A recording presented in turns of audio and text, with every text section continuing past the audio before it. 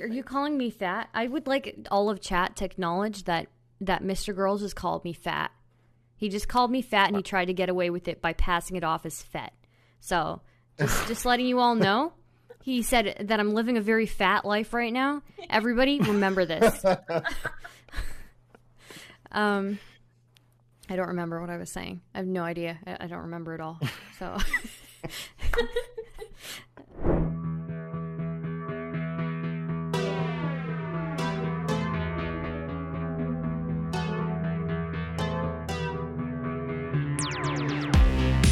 Do you think streaming has affected your relationship with your own body? And if so, how? I think that comes in time periods for me, personally. But definitely, like... Or I can't tell if it's streaming or if it's America, for me. Because I feel like we have a different view on bodies and, like, nudity and stuff in Sweden. Like, people don't really care as much about that. While America's, like, really, like, you can't show skin or you can't show that. And I definitely, like, being around that all the time, I would say has kind of effect on me. Like, not that I would change things, but it definitely, like, comes to my mind sometimes that, like, wait, maybe I should not dress that way. Or, like, oh, yeah, like, if I go out this way, I'm going to be looking like this. Or people are going to think this about me. Or if I do show up to stream looking like that or dressed this way, I know that I'm gonna get comments about it. So it definitely comes to my mind. And before that, I never, like, it never came up in my head ever that I was gonna dress in a certain way or look in a certain way. In the same way as this. I think it's a little different. I think, like, for me, like, streaming can be a lot harder if I feel bad about how I look that day, or, like, if I have a bad body image. And I think streaming can make you find things about yourself that you weren't self-conscious about before. Like when the chat talks about it a lot. And like just being on stream, there's like, I guess, a bit of an expectation. I guess like the only way that I felt like it's kind of changed my appearance is like sometimes I'll feel like, well, I don't want to change these things about myself because people already expect this of me. But yeah, like the hardest times for me are definitely just if I already feel bad about myself, then it becomes a lot harder to like read what people are saying in chat and stuff. I expected when I first started streaming that I would get a lot more comments actually about the way that I look, but for the most part, my chat's pretty polite with me. I mean, they'll comment that I look nice some days, or they'll comment on like a shirt or something, but the only time when I get like outright sexual comments is like if it's like a hate viewer or a group of people that really don't like me. So overall, like I thought I was gonna get a lot more negative comments, and I was a little bit apprehensive about that. But it's actually been somewhat surprising that people aren't paying that much attention to my body as I thought they would. And though I do empathize with Waffles. There are some days where if I'm having a really bad body image day, it can be really hard to show up to stream on time. So, yeah. Do you think that you're managing that better than at least I am, Stardust? Like your relationship with your chat? I don't know. I think my... How do you explain that? I think it might be because of the content that I do, just because I'm mostly in the political space. I'm not sure. I mean, people do make some comments, but the most like strange ones usually come when I'm like in a place like Killstream or something like that. Usually that's where I get the most intense comments from people, or if I get a bunch of people who like hate my stuff. Then they'll come in and then they'll say what they want. But I think also I don't really show a whole lot, so there's not maybe enough for them to comment on a lot of the time. Maybe, I'm not sure. So So you're saying that the three of us are whores? No, I'm not saying that at all. Okay. No, not at all. Not at all. What type of comments, like, have there been any comments that have been getting to you? I wasn't expecting to get into this so early, but there's like a unique type of like racism that you can get in certain spaces that will kind of like try to invalidate or undermine like how feminine you feel, I guess, or like your status as a woman, anything to make you feel like lesser than, you know, or it'll just be straight up objectification, like halfway through one stream, like every super chat that came in was just like, what color are your nipples, you know, or do you have a fat pussy or something like that. So yeah, it depends on the audience, really. So yeah. For me, I noticed like more objectifying comments like right when I started streaming, and then I felt like within like a couple months they kind of died down. I don't know if like you've experienced the same thing or not. Not so much in the Twitch politics sphere, surprisingly. Just when I go to more far right spaces is when I start getting really objectifying comments. So, yeah.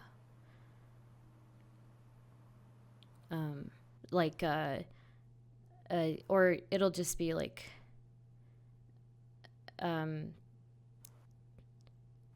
I don't know, like your people were like raped by our people or something like that.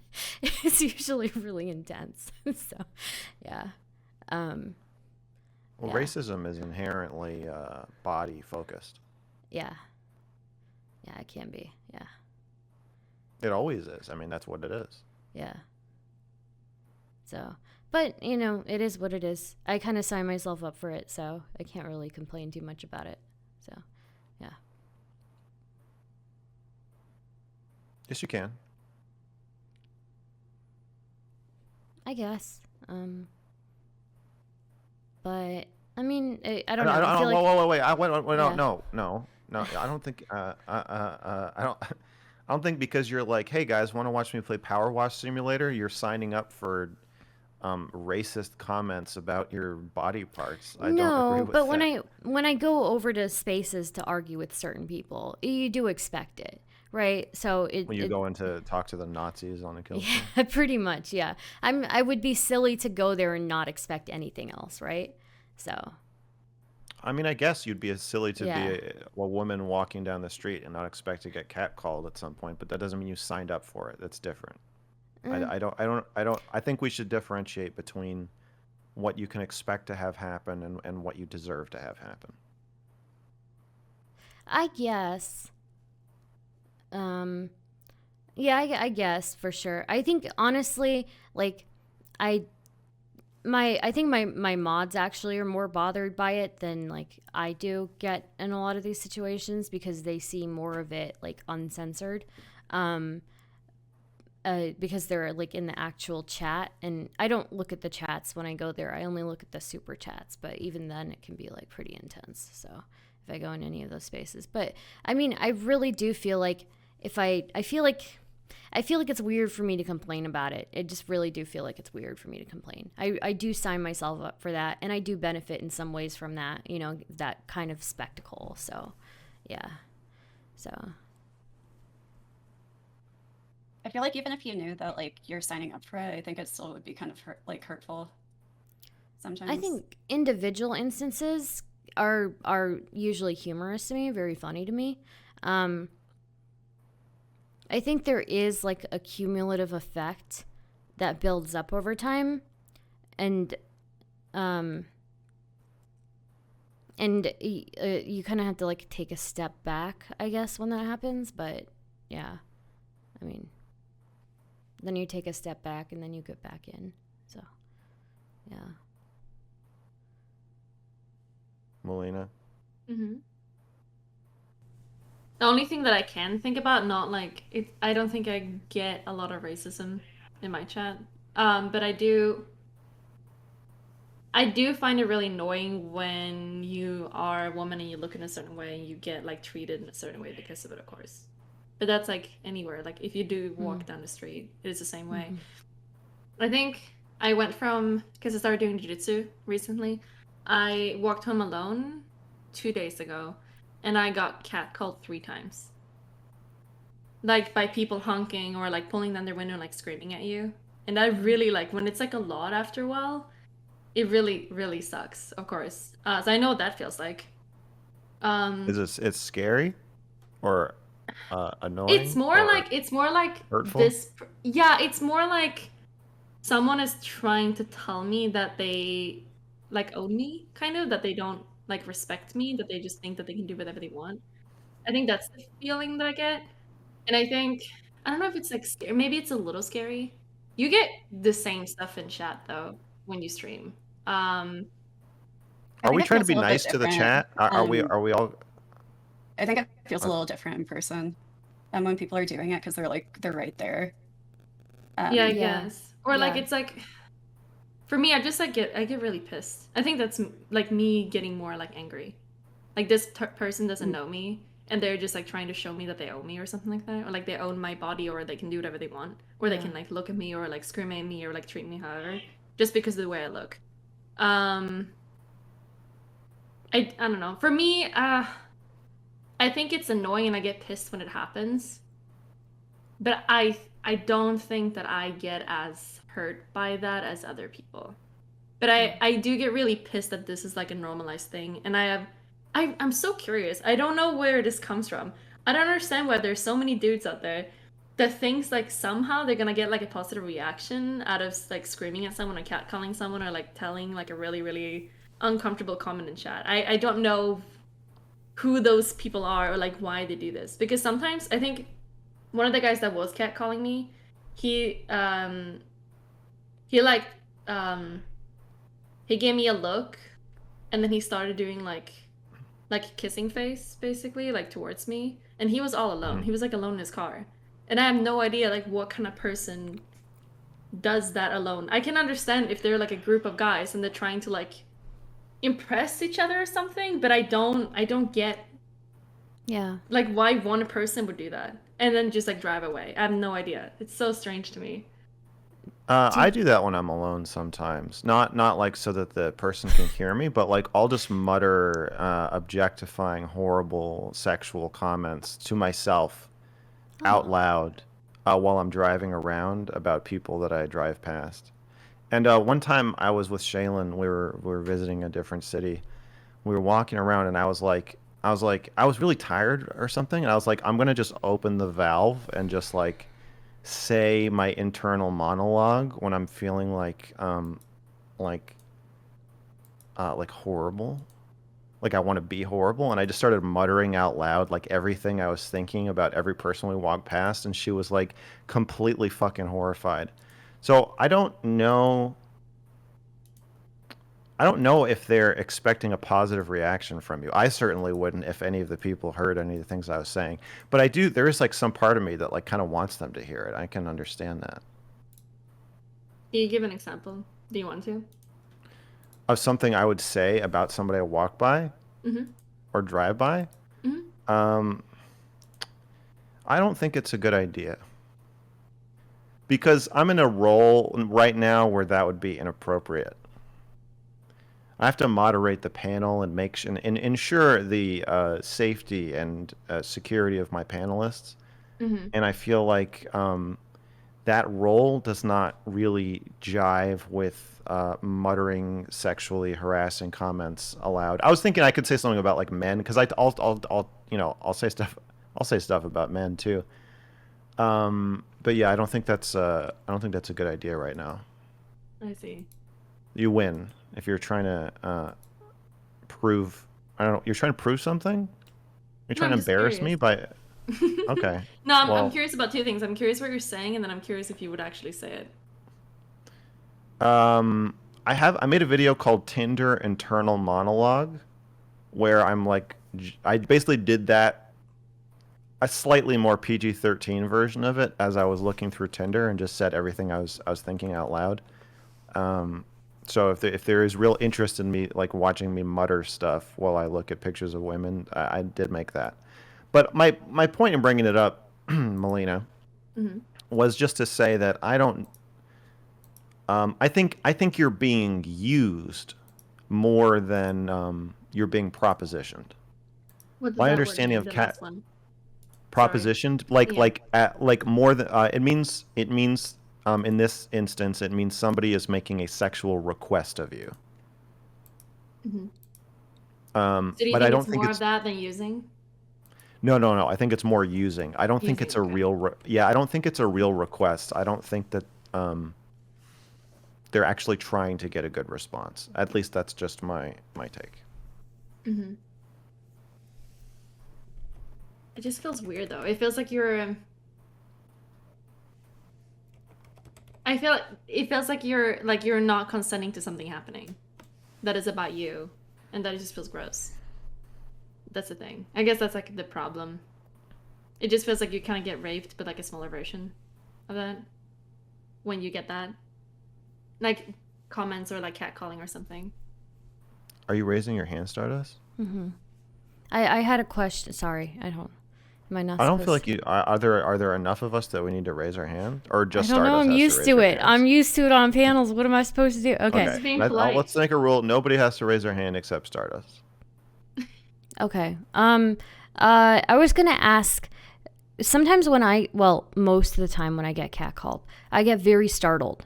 They're never subtle about it. It's always let me scream at the top of my lungs in the most like weird moment. I get very startled by it. Does that ever happen to you guys? Like you start screaming, is that what you mean, or do you? No, they scream at you. No. Oh yeah. Yeah. Okay. And that's probably what bothers me the most is that I'm just minding my business, like, having a calm time, and then all of a sudden there's somebody screaming and I'm it scares me. It really scares me. So, yeah. Yeah. I think I don't know. For me, as I said, I don't think I get really scared. Maybe a little bit, but I feel like most people kind of like they're not as harmful unless something Yeah. really I weird mean, happens. I know they're not But going it to feels do really. anything. I get really pissed. Like I usually Yeah. just like give them a finger. I scream at them. Yeah. That's usually what happens. Well, Okay, so I'm gonna have to. Excuse me, Stardust. I need to moderate a little bit here. The question was about social media, specifically streaming, and I know that we have a kind of disincentive to pin any of this on our chats because that's where our money comes from. But I feel like we've swapped out our relationship with the chat and the audience for our relationship with a drunk uh, horny guy in an alley or something. And like it's all fine and well for us to dump on that. But what I'm asking you is about the chat. And I don't think just because they pay us that we should let them off the hook for sexual harassment. I honestly don't get much from my own chat, I don't think. Maybe it's because my chat is super small, but I really don't think I get much from them. I think it really is. Yeah, you know what? I think Yeah. that's probably part of it. If Yeah. people are there's more anonymity if there's more people in chat. Yeah. Most of it, when I get it, it's from like specific spaces. So. Yeah, I also I don't really get anything anymore. It more was like just when I started.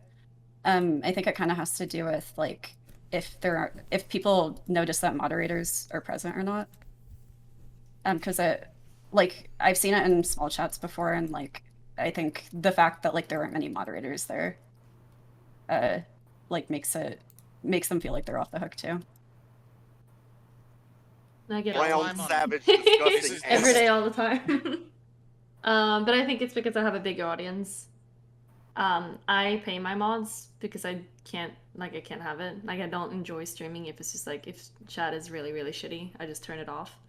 So I have a lot of mods. I have like 70 mods. Not all of them are active, and I pay 3 of them.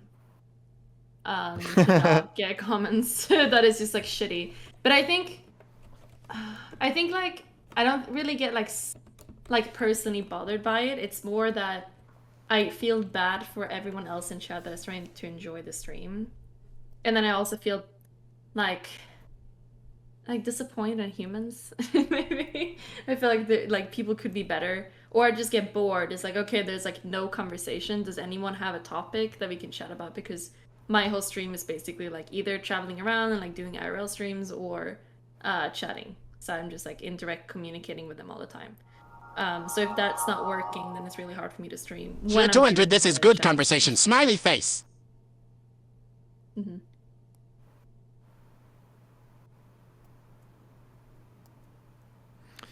You guys are women. Mhm. Do you see a connection to this topic of body positivity or body awareness or body image to sex or gender as a streamer? So basically, when you look at male streamers, your average male streamer, do you feel like there's a difference in how you feel or how you are treated, or the what role your body plays in your work? Yeah, absolutely. Yeah. And would any of you like to talk about that? Like about the difference between like how it feels to see like a guy stream and they're not getting like the comments that you get as a girl, or just like as a woman on Twitch? Whatever you want to talk about. I'm just trying to throw out a discussion question. I think something that is pretty annoying. Here's the thing, I think any girl on Twitch is gonna be treated kind of the same way.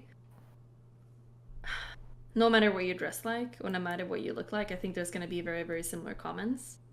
Something that I do find annoying though is that if you will, how do I say this?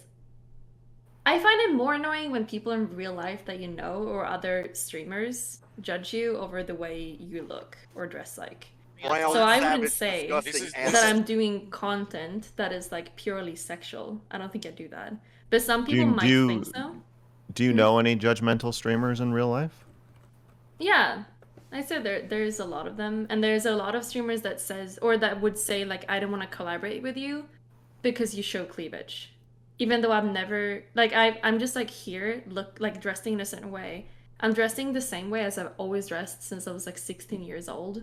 And just because I'm showing a little bit of cleavage and I'm not like covering it completely, they don't want to like collaborate, or they don't want to like know me, or they don't want to be associated with me on Twitch. You've said you've had people tell you that they will not collaborate with you because you show. Or like you can tell what it comes from. That's like what they're thinking. Yeah. And there are streamers that has also said like, oh yeah, but you do like Coomer content. It's like, what do you get that from? I don't do Coomer content on Twitch. Like purely like just like the whole point of this is like for sexual reasons now. But there are definitely a lot of people, even Steven's community, they're very like, that's like his chat, like his community, but they would like joke and say the same thing, or like some of them would actually believe it, but they've never even seen my stream. But they might have seen a clip, or they might have seen like something really, really short, where something happens or I say something. I'm very open as a person, and I'm also kind of like a person that doesn't give a shit. I curse, I dress however I want, I can be in a bikini on stream. Like I'm not, like it's not a big deal. I think that's fair. But I'm never doing anything that I don't feel like in the moment just for money. Never. But a lot of people might think that because I'm just being me. Do you feel like people kind of like mischaracterize your content? A little bit. The funny thing was that, you know, when the whole like Amaranth and Indiefox thing happened, Yeah. with the hot tubs, yeah, they kind of, I was like, people took me as an example of being like them before their like So little fight. strange. Yeah. Yeah, but because like I've back seen that then, all the time with people mischaracterizing your content. Yeah, so yeah, and yeah, like I don't. It's very crazy to me. yeah, So like we had like Indie Fox and Amaranth that was doing like actually sexual things for content to get viewers and to get money. They were actually doing it and they were pretty open about it too. But sometimes they would like put my name in that. And that was about a year ago. But they actually stopped because things started escalating like really hardcore on Twitch. So the Yeah. more they escalated that way, the less I look that way. But some people still remember me as like a person that would like be like doing sexual things, you know. And yeah, it's pretty stupid. But I think probably for me that's the most annoying thing. Thinking of like even thinking that I have to look in a certain way or balance something out to like not get people to treat me in a different way, either like chat or like other streamers or friends. It feels weird to even think about that. Like I shouldn't give a shit about this. I should just do my thing and like do whatever I want as I've always done. yeah, But even thinking like, oh yeah, I can't be looking too much like that because then people are gonna think this way or they're gonna like act this way or treat me this way or think that I'm a Coomer streamer or something. That kind of sucks to even think about that. So I'm just gonna do whatever I want anyways. Okay, so you're saying that Mm. as a female streamer, you feel like because of the stigma about making uh, pornographic content, that female streamers are accused of this, that you find yourself like self-evaluating of like to what extent am I displaying my body or why am I displaying it, and then second guessing like how you even feel like presenting yourself or what content you feel like making. Like I'm just thinking like this is probably not something that many male streamers are thinking about, at They least probably don't have to consciously. think about that, yeah. Mm-hmm. Yeah. Um, Of the question, like anytime a female streamer is streaming, there is a question of is this porn, and to what yeah. extent is it porn? Yeah, I guess so, yeah. I mean, I even have like, it's pretty stupid, but like, I have like, not like really close family members, but I have some family members that does agree or like think that, yeah, you're doing porn. Like they actually think that, which is very crazy. Like, and but I think they're just saying that because they're jealous of what I'm doing. probably. Yeah, Yeah. probably. Um, but they think it's weird. It looks like cam girling. If you're a girl and you look good on screen and you're talking to a chat, it looks like cam girling, I guess. And just because you either have like gaming or cam girling, there's like no, and like the in between is like people can't really see that. Like no girl on Twitch wants to be seen as a cam girl, right? Kind of, or like they don't want that to be there. That's why. Yeah. I think a lot of streaming is like camming. I tried camming once, Mm-hmm. and what I realized is, because I was like, oh, I'll just be naked and people will pay me. Like that sounds fun, but that's not really what camming is about. Camming is about people wanting you to pretend that you're their friend or that you're their boyfriend, and it's about developing and monetizing parasocial relationships, which uh, streaming kind of is that or can be that. Um, I don't think it should be that, and I don't want it to be that. But I think that a lot of streaming, as it exists now, is that. Mm-hmm. And they can be anyone, no matter what they look like or no matter what they do. It's like your body. Like when a guy goes live and he plays video games, like hang out with your friend. Yeah. Yeah. I guess I don't feel, I guess, like the same expectation or like assumptions about my content, just because I only do music. Like I think most of the people who watch my stream don't even have the video on, or like at least half of them. So I don't know, like I think it could be a little bit different for music streamers or like some like niche type of content.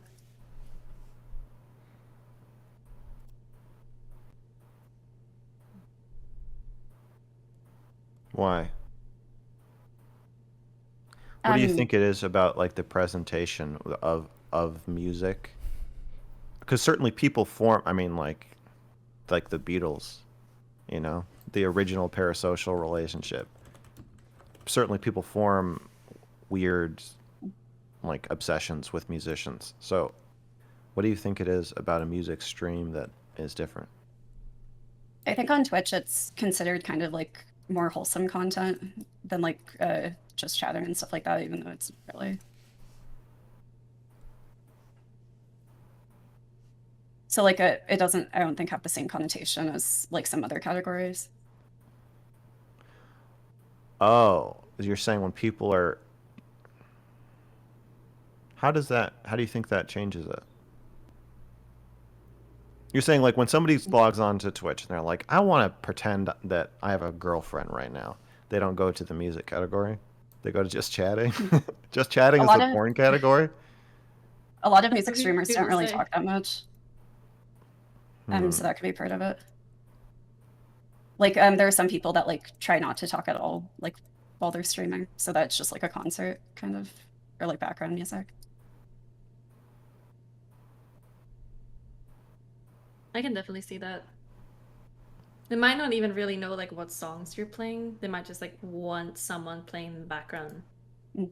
like at a restaurant almost, while they're doing something.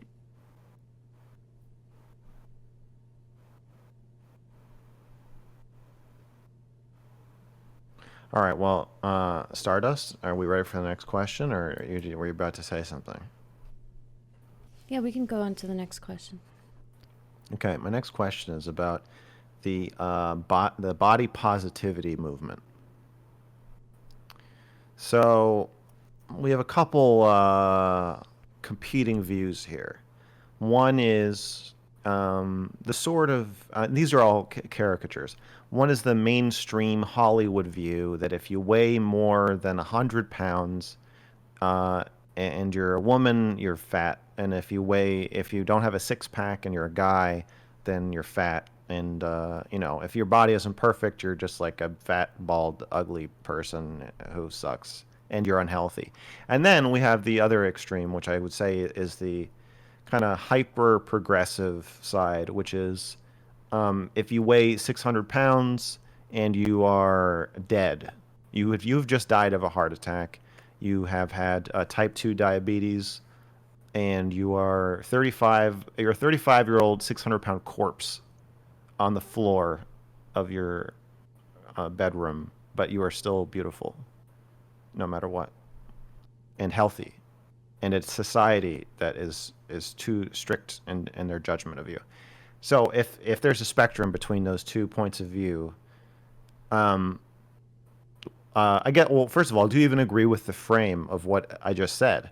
And then second of all, where do you think we are, or where do you think you are, or kind of what do you think about that inherent tension there?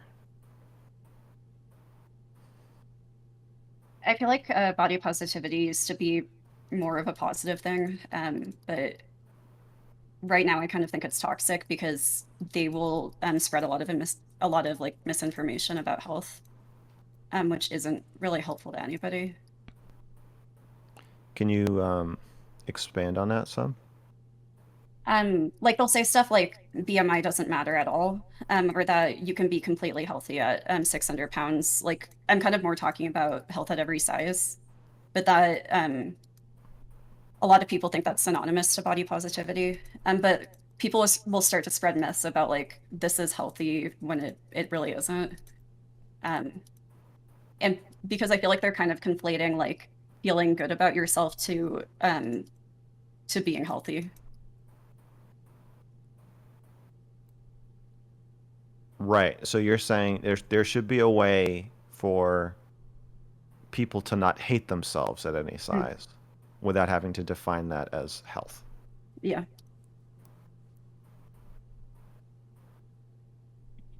I feel pretty much the same way. Or like you can't like I think you should absolutely like try to get people to be healthy because it's good. That's a positive thing. But not hate themselves. The same thing as you said. Another thing like that I know that like a lot of people spread is like to either not go to the doctor or to refuse being weighed at the doctor. Because they'll say that like it's like weight stigma and stuff like that. like when you get weighed and they say that like you are overweight. Yeah. And I think that that's a dangerous thing to spread because like weight is really important, like just to see like if you are like gaining or losing weight, just in terms of like diagnosing and seeing if you might have some sort of underlying condition. Like that makes it so people would get like worse care at the doctor, and I feel like a lot of people wouldn't know that. Yeah, worse care and with less information just Mm. for your ego. Or it's not ego, it's like self-worth. Like, yeah, I guess I agree. If you're kind of implying that we need to detach self-worth from the concept of weight rather than detach ourselves completely from like the data of how much we weigh. Yeah, I think there's a lot of emphasis on self-worth in for women at least in the way that they look, right? We seem to put a lot of our self-worth into the way that we look. And if it's not that, I feel like as in general, like as a society, we put a lot of self-worth into our profession. If it's not our bodies or just both. And I think that you can make an analysis that you're like unhealthy and that you need to improve parts of your life while still not having to absolutely despise yourself, right? So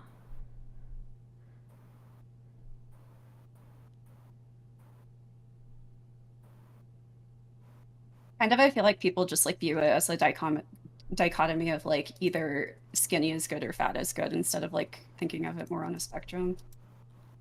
I think that there are cases where somebody is overweight and it is because of a medical condition.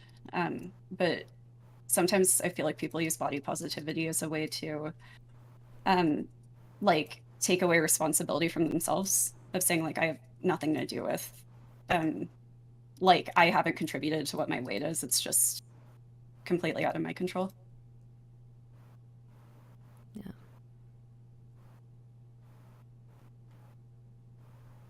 I find it really silly when people say that you can be any weight and you can be healthy. And we know that's not true for incredibly skinny people, right? And we know like why would that not be true in the opposite direction? It is true that like if you're 5 pounds underweight, that's more unhealthy relatively compared to 5 pounds overweight. Because like if you're underweight, the health complications usually come sooner. Well, yeah, if you're 100 pounds underweight, then you're dead. Yeah. But you could be 100 pounds overweight and be, more or less okay.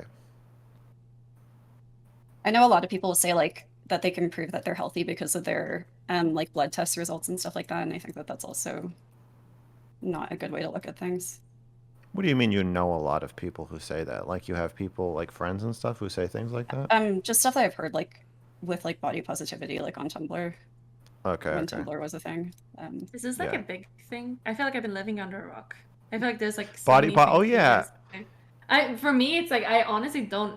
I haven't interacted. I don't know much about this. I'm gonna be honest. This is But probably it's, more yeah. of a more of a liberal thing, honestly. Liberal I thing don't to see a say. lot. Yeah, I don't see a lot of conservatives buying into or kind of pushing the idea that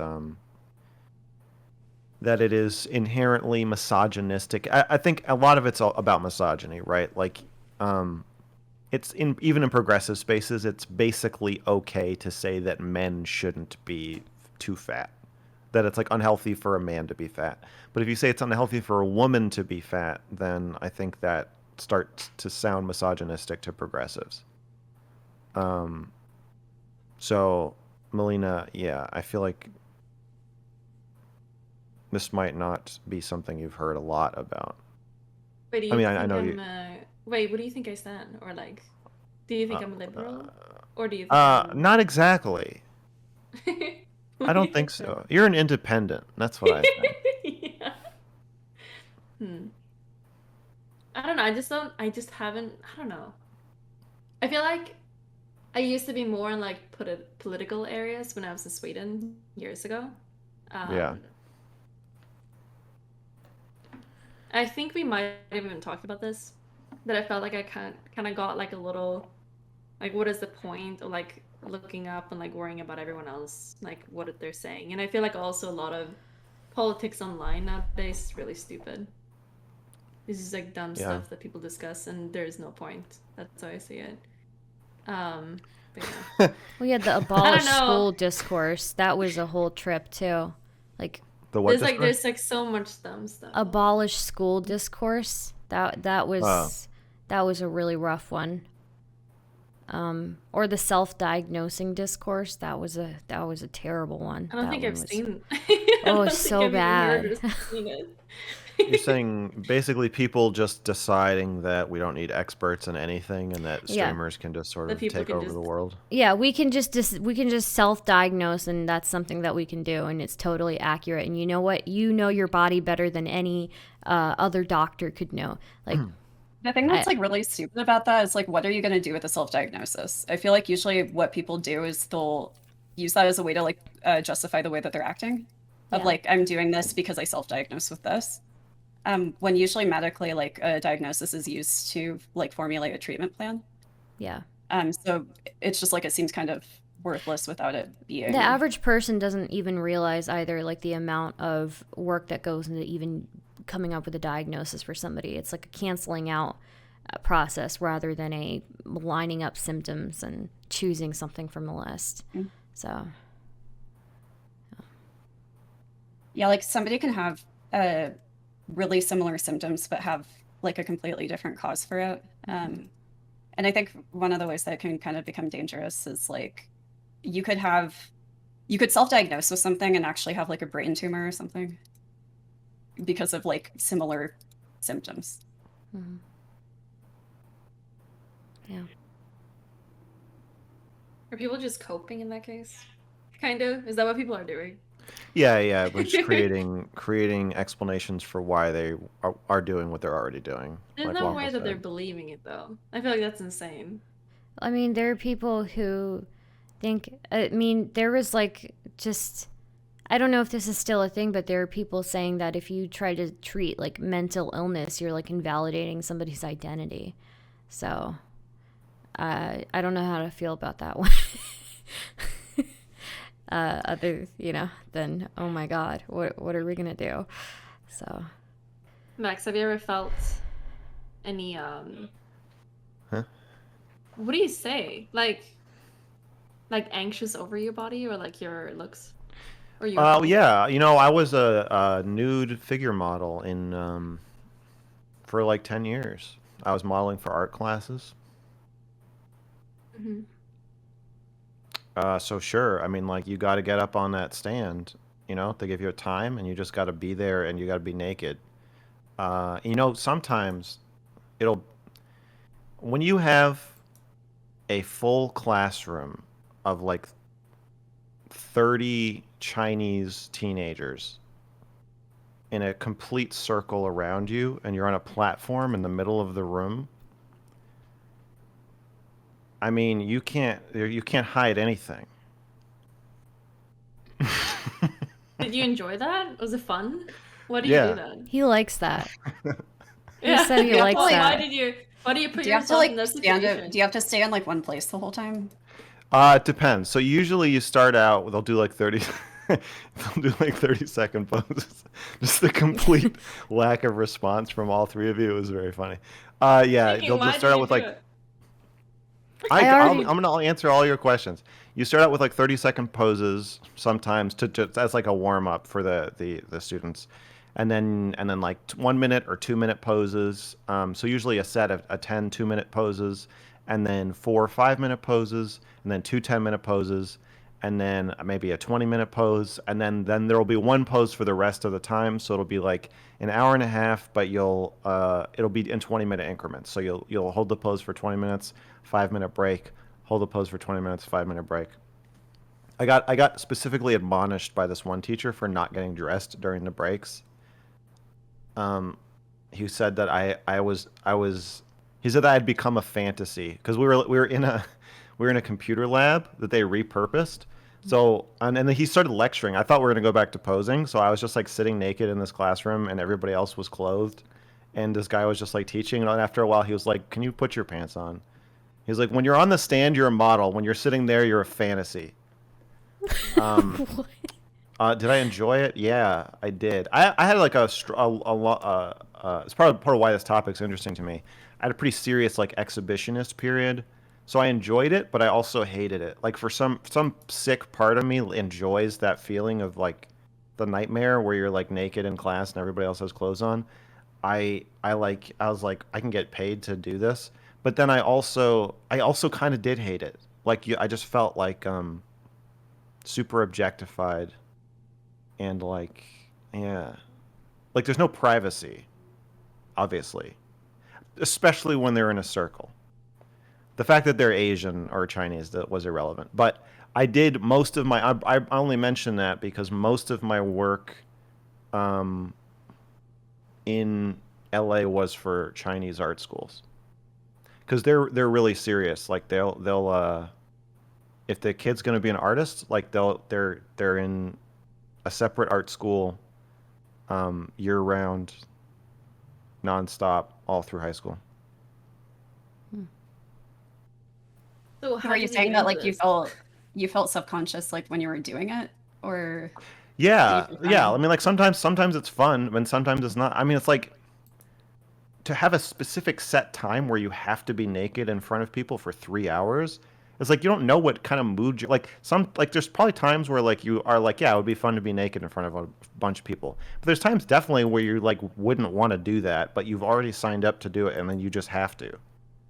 It's kind of it's like you're raping yourself in a weird way. You're like I already signed. It's like scheduling like sex. It's like like like it might work out, but it's nice to be able to say to the person like actually I'm not I don't want to do this. I thought I did. I was texting you and like you came over and but now that you're here, I changed my mind. Like you're allowed to do that. When it's for money, I guess you could, but like it's your job. So it sounds like it made you feel uncomfortable because like you didn't really have a choice in it. Like if you were feeling like Yeah, but that day. that's also kind of what I enjoyed. It was a sick time in my life. I also used to model at bachelorette parties. Wait, would they paint or? Yeah, they would like draw me. What's the most fucked up picture you've seen that somebody drew of you?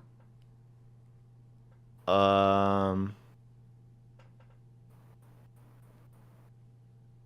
um,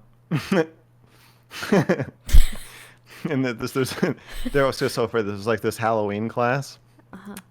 It's Chinese art students again, and the teacher was like, for Halloween, let's draw like scary drawings, and like a number of them drew me with like a big like hook nose and like horns and Oh.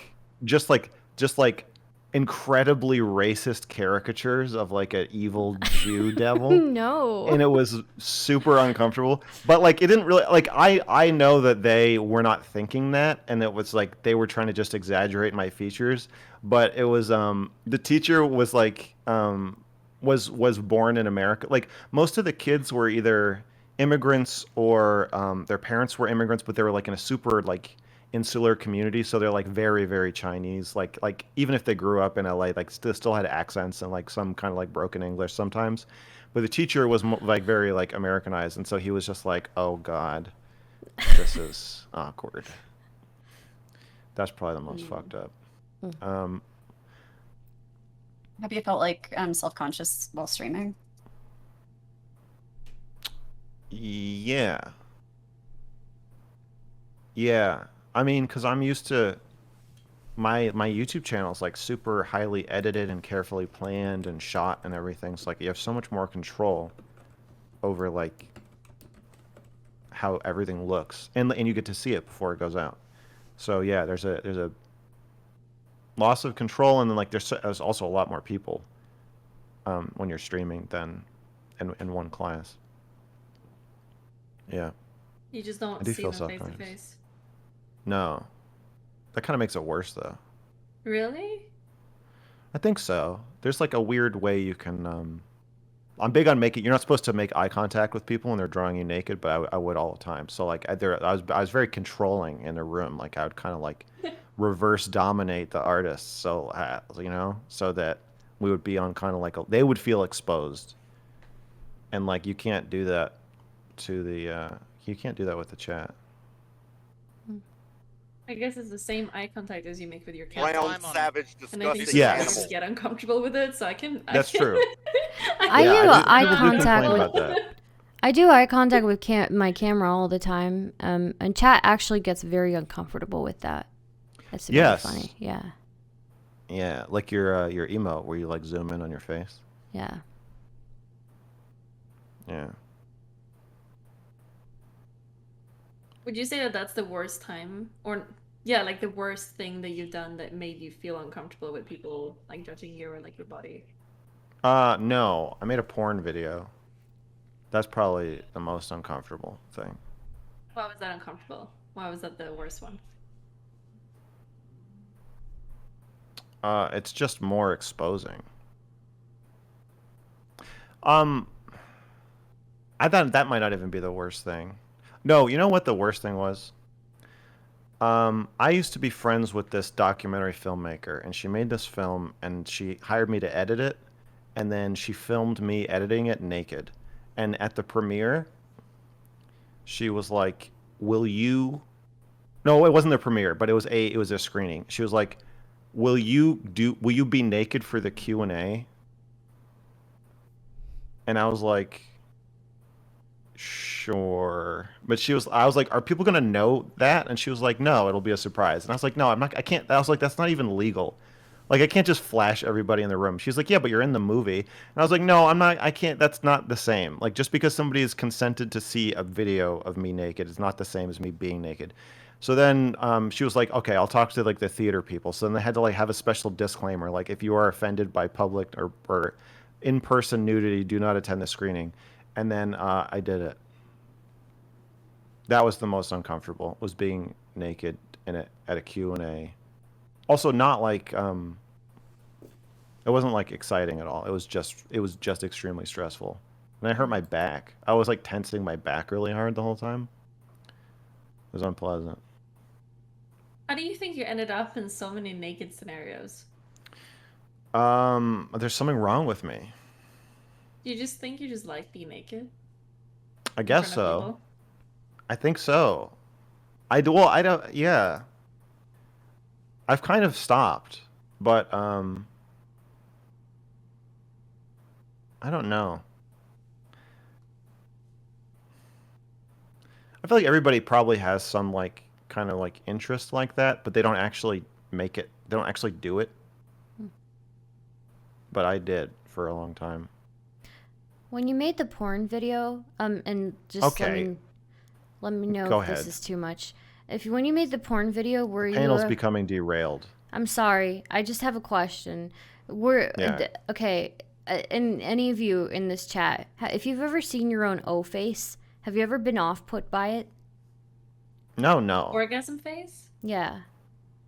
So many people have watched me have an orgasm. At this point, I'm pretty confident in my O face. It's So nice. I saw my O face one time. I've never filmed anything, but I saw my O face one time. You've never. And it killed the mood for me, seeing my own O face. How did you see it? I look so dumb. I look so freaking dumb. Like, I just look unbelievably dumb. I saw it in the mirror. I saw it, and then I didn't like it anymore. So wait, do you feel like that has That's a- affected you later? No. That's a sad Just in the story. moment. Just in the moment. Just in the moment I saw it, and I was like, oh no. No, nobody else. Okay, well, okay. I don't think I've seen. I don't think I make a face. We all make faces. There's no way. I don't think I actually do. I can have an orgasm and not like I can just act like normal. Oh, okay. Or just like not make a face. Yeah. I think I can if I want to, but I feel like I don't know. I feel like no one is Alright. watching my face. All right, the panel's getting derailed. I want to get back on topic. What do you think about Okay, so here's something I've noticed. If you look at like Sean Connery's James Bond, and then let's go all through all the James Bonds. So uh, Roger Moore, Timothy Dalton, and George Lazenby, uh, Pierce Brosnan, and then what's his face, Daniel Craig. They become more kind of like sculpted, and like if you look at like Superman, like Christopher Reeve, but now Henry Cavill is like super sculpted and chiseled and like huge.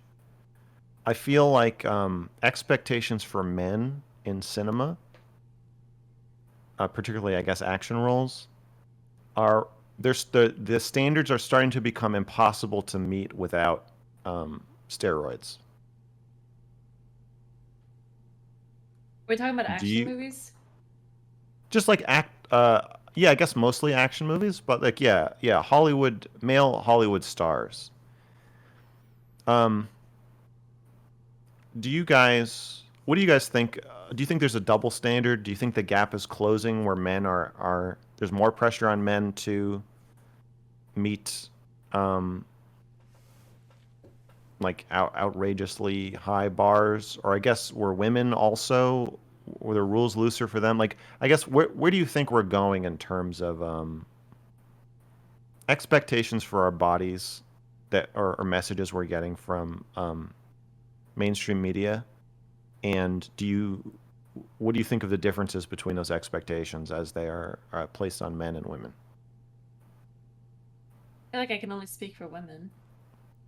No, I want you to speak for men. For As an men as well. Let me outsider. think. Yeah. I want to know what you think seeing it from the outside, like seeing it how it affects the men in your life. Like um, I feel like the men I know are seem to be more self-conscious or aware of. Well, also men are just sort of less aware of their bodies in general. So there's a lot of different like moving parts to this. But yeah, I guess just what do you think of it? I think that I think certainly there have standards change, right? And I don't know that for men or women that it's gotten better in any way except that like except in the idea that diversity is a little bit better now. So like diversity of like features is more accepted, but like body standards are still pretty strict, I think. If that makes sense. I Because feel like things have before definitely. yeah, but before it used to be very like overwhelmingly like Western features would be like much more favorable, but now you see a little bit more diversity. So, yeah, That's You're true. I think feeling that's the good too. racial component. yeah, maybe that's just like me feeling the racial component, but I don't know. Like it's acceptable to have like um a variety. Now people are saying race card in chat. Fuck you, chat. No, I think there Well, is I don't. something I think there. I think Yeah, it's I don't think any of us are raceless. So I don't. yeah, I agree with fuck you chat there. I think that um, there's no way to talk about body image without talking about race. yeah, yeah. I think I don't know. I think I view things from and maybe this is just me. But I feel like I view things from a very like um and it may just be like recent interactions, but I feel like I view a lot of things from a very like race based kind of way because I think that's always it feels like that's what's used kind of like against me to undermine me in a way. Like it's like it's like the type of and I'm sure like men experience this too, but based on your race, they undermine your gender identity in a way. So like for example, I'm sure Asian men have always been seen as like less masculine until recently, right? or black men have been typically like portrayed as hyper masculine, right? And so I find that you can see that with like women as well. That depending on like the way that society views you, like racially, can affect like how they view you as a woman. So. Okay, Does can we that make acknowledge sense? that these kill stream appearances are kind of fucking you up a little bit? Well, it's As not. much It's as you not. want, as much as you want to be all cool and say it's just bouncing off, like No. It's it not seems even like it's just bad that. for you. I feel like you It's shouldn't go on the kill stream. it's not anymore. even just that. It's always been like this. It's always been like this. You said recently. Well, recently it's a little bit more than usual, but you know, it's always been like this for sure. So I've always noticed this. It's not something that I haven't like grown up with. You know, it's just something that's been thrown into my face recently more often. So Okay. yeah, but like overall, like one-on-one like conversations with people who say really weird stuff, I usually think it's funny, but yeah, it's just something to think about. Like when at the end of the day, when you've received a certain amount of it, you're like sometimes you second guess, you know? So yeah, I don't think it's Second fucking guess me what? up. Oh, it's fucking you up, buddy. You're not impervious. You're not.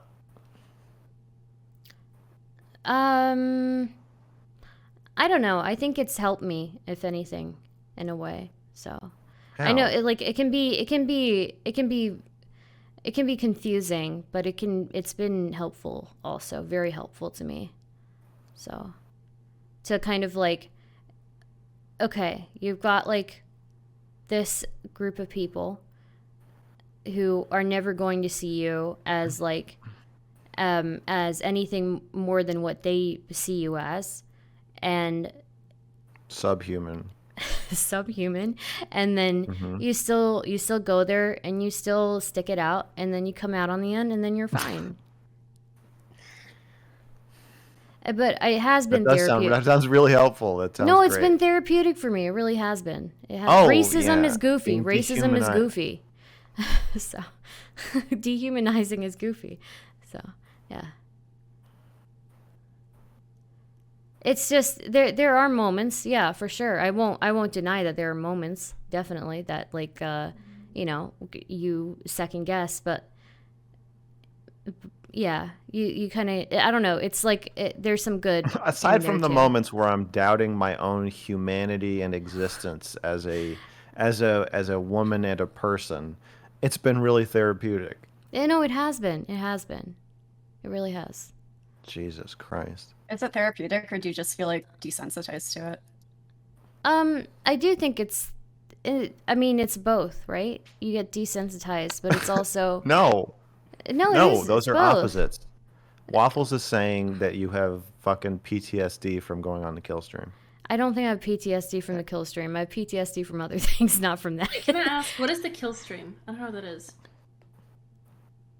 What is that? There's this streamer named Destiny, and he's the king of this platform. No, there's this. No, The there's kill this guy. stream is. Go ahead, you can explain. It's like you go there and you debate, and it's been banned from every platform essentially because they have like a lot of like, you know, people with very questionable views there, and it can get It's on very Twitch racist. or No, somewhere it's not. else? It's somewhere No, else. it's on Odyssey. Was on D Live now. It's on Odyssey now. Yeah. They got banned from D Live. Ralph gets banned from everywhere, and most Yeah. leftist streamers will not talk to them. And Destiny has a bad reputation for among some circles for being willing to go talk to the Nazis on the kill stream. And Stardust, you go there. I've been there a couple times, yeah. And then there's Oh, yeah, politically Stardust provoked as goes well.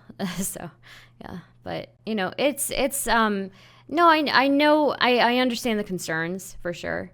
And for sure there like, yeah, there are times where like, but that's not anything that I haven't grown up with, you know? It's not like I think what Waffles is getting at Yeah. If I don't want to put words in your mouth, so Do people just like yell racist slurs at you the whole time? Yeah. Or- Well, I mean, it's not all the time, but And like, it's there. well, I think- that's what's worse is that it's framed as a discussion about something else, and then the host will allow chatters to call in, and then the Yeah. chatters will yell racist slurs. And then if you look at the actual text chat, you will see the most vile, horrific, unvarnished displays of bigotry that are so like awful that you can kind of convince yourself that it's parody or like they don't really mean it until you start talking to them, and then you're like, oh, they actually do mean it. It's not like a joke. It's not ironic. Like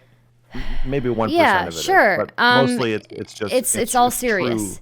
It's all serious. It's true hatred. Yeah. It is true hatred, and it's true dehumanization. But If you feel like you need to learn how to deal with it. I like dealing with it. There's a part of me that likes Oh it. Jesus, you sick fuck. I am a sick fuck. This is like me I- and the Chinese. This is Wait, like why do me you and the think you like Chinese it? teenage girl. I don't know. I like fighting with people, man. There's something wrong with me, and I especially like fighting with people who fucking hate me and think I'm subhuman. There for sure there are. I'm not gonna lie to you. Yeah, there are moments where like it feels really bad, but like that's where I go and I like vent to somebody, and then I feel better, and then like I go and I do it again a few weeks later. So it feels good, but like It's not good for you. I disagree. This is an intervention. It's no, not good for it's you. not. I disagree. I don't think so. I don't think you need to vent your anger. I'm not angry. I'm not angry. It's You're- more. It's more like. what is it? It's more like a confusion, I guess. Yeah, it's confusion. I would say more. So. And then, okay, this is a form of self-harm. No, I Just really. like you seem really adamant on that. Like it doesn't bother you at all. No, it bothers me for sure. Like at the end of like when you get a lot of it, yeah, and like one-on-one interactions don't bother me, but when it's like a lot of it over a long period of time, like after like a couple of months, then I'm like, okay, this is a lot. I gotta chill for a bit, right? And then after a couple of months, and then after I chill for a bit, then I'm good again. I'm good to go, But it's like, it's not the one-on-one interactions. And if anything, what bothers me more is when I see other progressives that are like justifying the usage of like racism towards, that is what gets to me, when it's right wingers, I kind of expect it. And sure, there is like a cumulative, when you get enough, like anybody who gets enough stress, like they're going to need to take a step back or whatever. But like, I think that what hurts me more in any online space is when it's like a leftist or a progressive who's justifying that kind of behavior towards me. So, yeah. You know what this reminds me of? What? When I was making my gender narrative series, and I was like looking for trans people to interview. Yeah. I did an interview with this trans girl. And I didn't post it because she was like,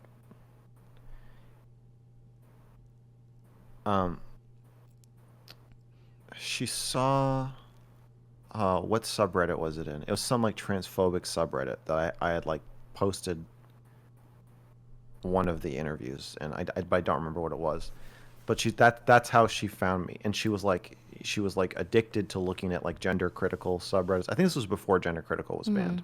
Mm-hmm.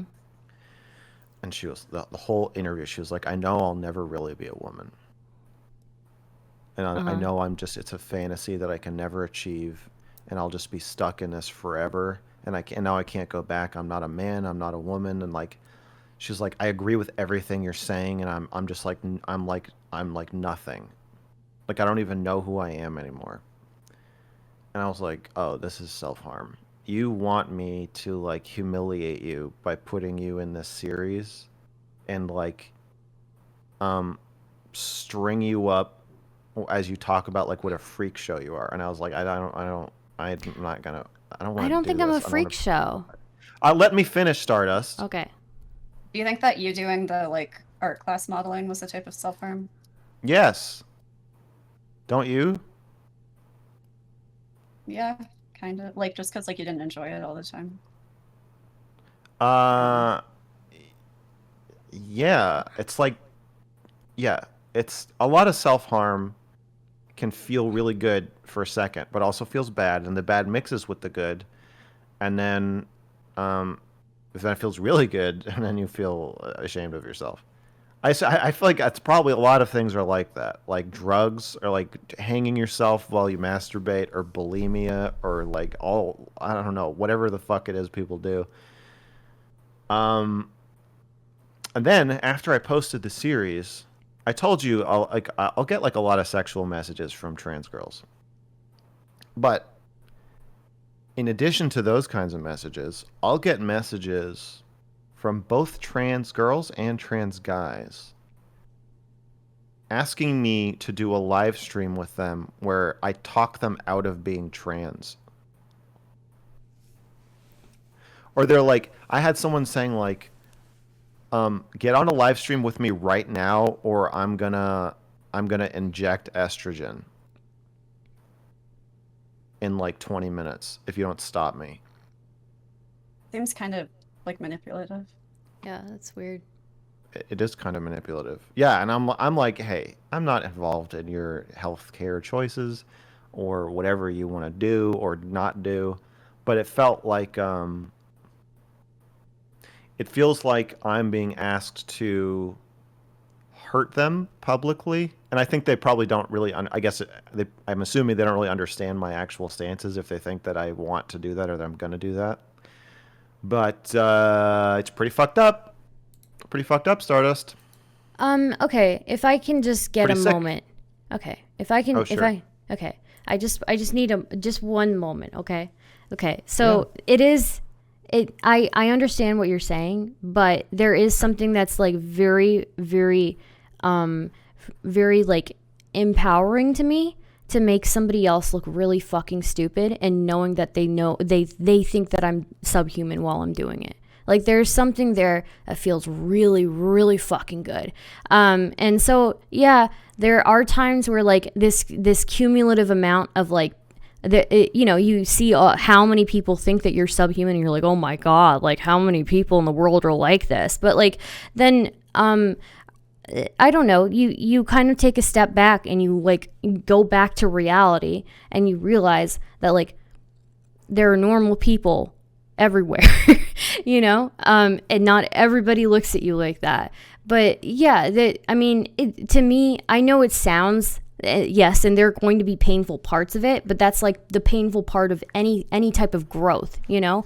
I like Well, or I okay. like being able to there's something that this no fighting with people is very therapeutic for me. It's so good for me.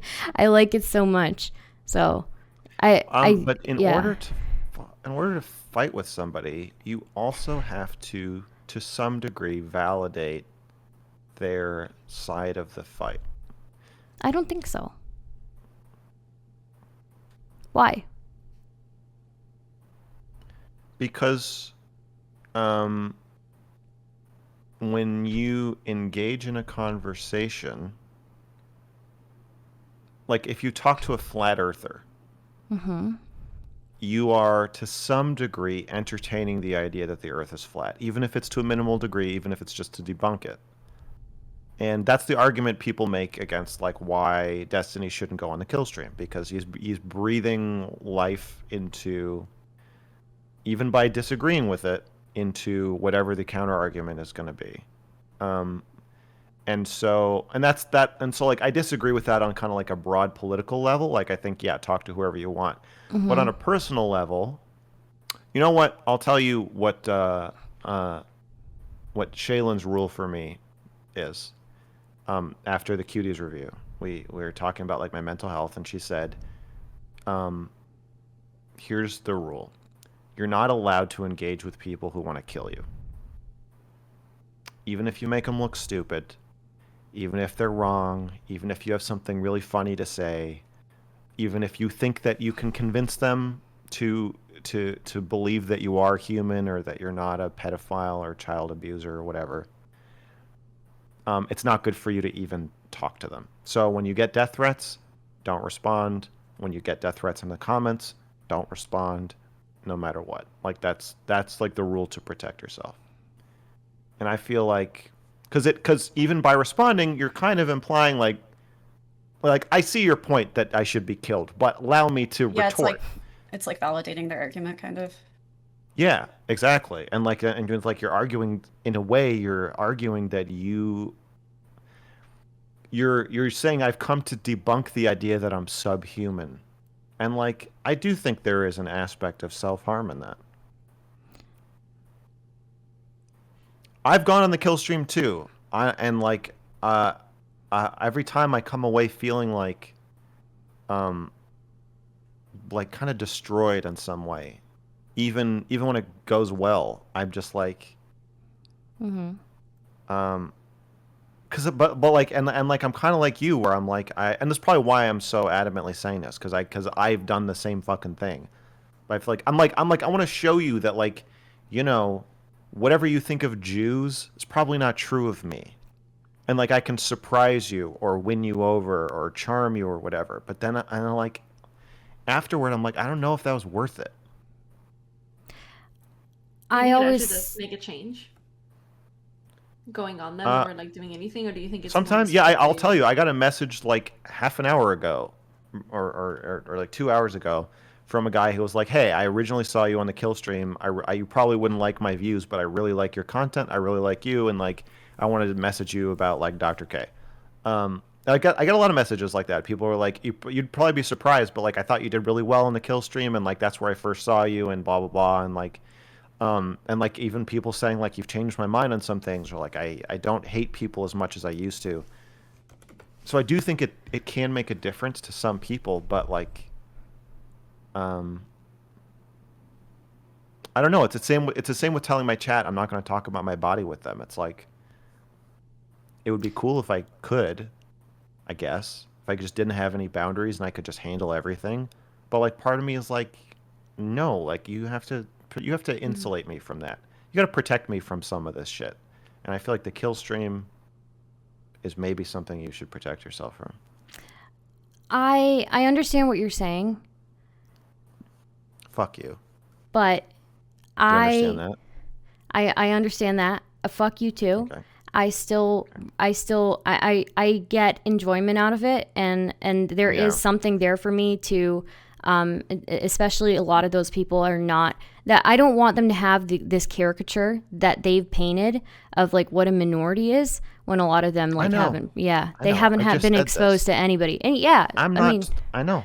And I get people, and just like you, have gotten a couple of people who will message me and be like, oh, you know, I identify as this, but, you know, I really like you and all that. And so, and it's good for me. You know, I feel it is something like I'm somebody who used to never fight back for anything, you know, so it is something, it feels good for me. Do you feel like it feels good like in the moment more, or do you feel like it's a long-term thing too that feels good? It feels good long-term too. Yeah, it does. It's just, you know, there are drawbacks to everything, but I think that's just has to do with me knowing when to like step away and then come back, right? So, but I mean, I think just because I'm venting about something doesn't mean it's affecting me so negatively that I can't handle it, you know? Venting is part of handling it. So, do you feel like it's more about yourself or more about like spreading awareness or like making a change in the world? Oh, it's more about me. 100%. Yeah. I mean, yeah, if I can make a nice impact, that would be good too. But like, there is something there that like for me, I used to never fight back. And like, I used to let anybody walk on me. And my best friend, even talks to me now, and she'll say that like I'm a completely different person. So it feels really good. It really does. Yeah. It's all thanks to the kill stream. Not just that. It's just me fighting back in general. So yeah. Have you ever done like a sport, like a fighting sport? Maybe I've we not should done a Dare to fighting fucking sport. do Brazilian Jiu-Jitsu. Yeah, I do Brazilian Jiu-Jitsu. Yeah. I feel like that is like fighting or like rolling with people is really you get a lot of feelings out doing that as well. Yeah. So I can like sympathize that way, I guess, a little bit. Yeah. It's fun. You should try it. Yeah, I'll give it a try. Mm-hmm. Do you see where I'm coming from, Mr. Girl? Yeah, you're fucking sick. I agree with Waffles. I think you should be institutionalized so that you Okay. don't hurt Fuck yourself you. anymore. Maybe you should be institutionalized, okay? Maybe I should. I can see it I 50-50. I understand you so you're in between. I understand your rationalization, but I think yeah, I'm gonna. Do you want me to? I can. I think that yes, it sounds like you have trouble standing up for yourself and expressing anger, and so you only feel safe doing it when someone's harming you, and so it's a way for you to like go to a place where someone will harm you, and then you can feel like sure that you can stand up for yourself. But there is an aspect of self-harm in that, yeah, it worries me. But she How do you also think says it she's, like? How do you think it she's, affects your beating people brand? up. What? How do you think it affects your brand, like as a streamer? What do you mean? Like, How people participating see in you. streams? Yeah. oh, I think people are, they're fine with it. I think my chat is always very supportive of me. So, yeah, it works well for me. Is there anything else? What was the question, Melina? yeah. It sounded okay. So when you described this the first time, it sounded kind of like self-harm, but then the second thing that you said was like that it feels good to kind of like beat someone debating or like fighting. Yeah, or just even fighting. I don't even have to beat them, but like just being able to fight back Okay. is really good. Yeah. Okay, but it's not that you're equating it with Brazilian Jiu-Jitsu. Brazilian Jiu-Jitsu is like a consensual situation where it's safe and like you're not gonna get I'm hurt. consenting in this too. What Stardust is talking about is like going into a dark alley in a bad neighborhood in the middle of the night, It's naked just and words. covered in like diamonds and jewelry and stuff, with like a knife and just like fighting off everybody who tries to attack you. It's For me, just words. It sounds like that, but it also could like I'm just trying to like if I'm words. trying to understand what she's saying, like the only thing I could see that is a positive thing out of it is like fighting, like beating someone basically feels good. Yeah. But I don't know if you just like feel like you're getting like abused like mentally by someone. I'm not sure. No, about that I don't one, think but- I'm getting I don't think I'm getting abused, but we were talking about like body positivity, right? So I What does figured it's just words mean? I'm sorry. You said it's just words. Okay. What the so fuck does that mean? I obviously Does that just mean you don't have feelings? No, I was just joking. Okay, so here we were talking about body positivity. So I brought up the thing that's like most like recent, I guess. And yeah, it sure like there is again the cumulative effect after a couple of months. Yeah, there is that, but like I don't know. I brought that up. Like I don't know. I didn't think it would turn into this thing though. So yeah. It's an intervention now. It's not an intervention. I'm fine. Waffles has been pretty reserved throughout this. She saw that and she pounced, and I'm with her. You know what? Don't infantilize me, okay? I can handle myself. It's fine. I don't think caring about your feelings is infantilizing you. You fucking ungrateful shit. Okay. All right. I appreciate it. But I can handle it. It's fine. I can handle it. If I can't handle it, I'll stop, okay? No, I don't accept that. Okay. This is going to be a thing. It's going to be an ongoing thing. No, it's not. It's not. For me, it is. Okay. I do not consent, so. To what? To this being a thing, so. Oh, to talking about this anymore? Yeah. Oh, we don't have to talk about it. I'll just think about it. Okay, think about it. Go ahead. I can't stop what you think about. I can worry about whatever I want. You can worry about whatever you want, yeah. and I'm gonna keep That's right. doing whatever the fuck I want, okay, and talking to whoever I want to. So I understand. this is my number one thing I always am ranting about on Twitter is don't fucking tell me who I can talk to. So I know. I'm stepping on your Yeah. toes. Yeah. I don't think I'm telling you. I don't think I'm telling you can't. sorry, I didn't mean to dominate the conversation. I feel That's so fine. bad. I understand. I understand. You're getting angry. I'm not That's angry. fine. I'm not angry. It's fine. Every time you go on the kill stream, I'm gonna go model for a bunch of Asian teenagers while I cry. You know what? That's And, what you know, that if that's what you want to we'll do, just- go ahead. We'll just do what we do. Yeah. Yeah. What about you guys? You guys engage in any light psychological self-harm that you want to discuss today? I started to play League of Legends a month ago. Yeah, that's a good example That's of a good, self-harm. very good example. Yeah. Yeah, now like I'm just upset all the time. I've never played League. I've played a little Smite, but that's it. I've never played League. Can you explain why it hurts people so much? Because the games are like 40 minutes and it snowballs if you lose at the beginning. So you just get to watch yourself lose for 40 minutes as your teammates flame you the whole time. Okay, so what percentage of the time can you reverse? Can you come back? Like, what's the likelihood of a comeback if you're losing after 10 minutes? For me, it's like 0%, but probably for other people, it's better. And I also, like, I'm playing jungler, so then I just get blamed the whole time. Brown, savage, disgusting animal. You're saying that you single-handedly are so bad that you make it so your entire team cannot come back from a losing position 10 minutes into the game. Yeah. Okay, and with a better team, can like a actually good team turn around a losing position, or like is that still super unlikely? I think after a certain point, it just becomes really unlikely.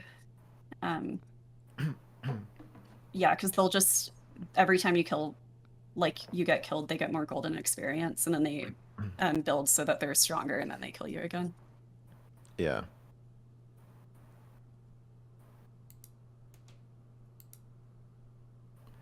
What do you think makes it so addictive?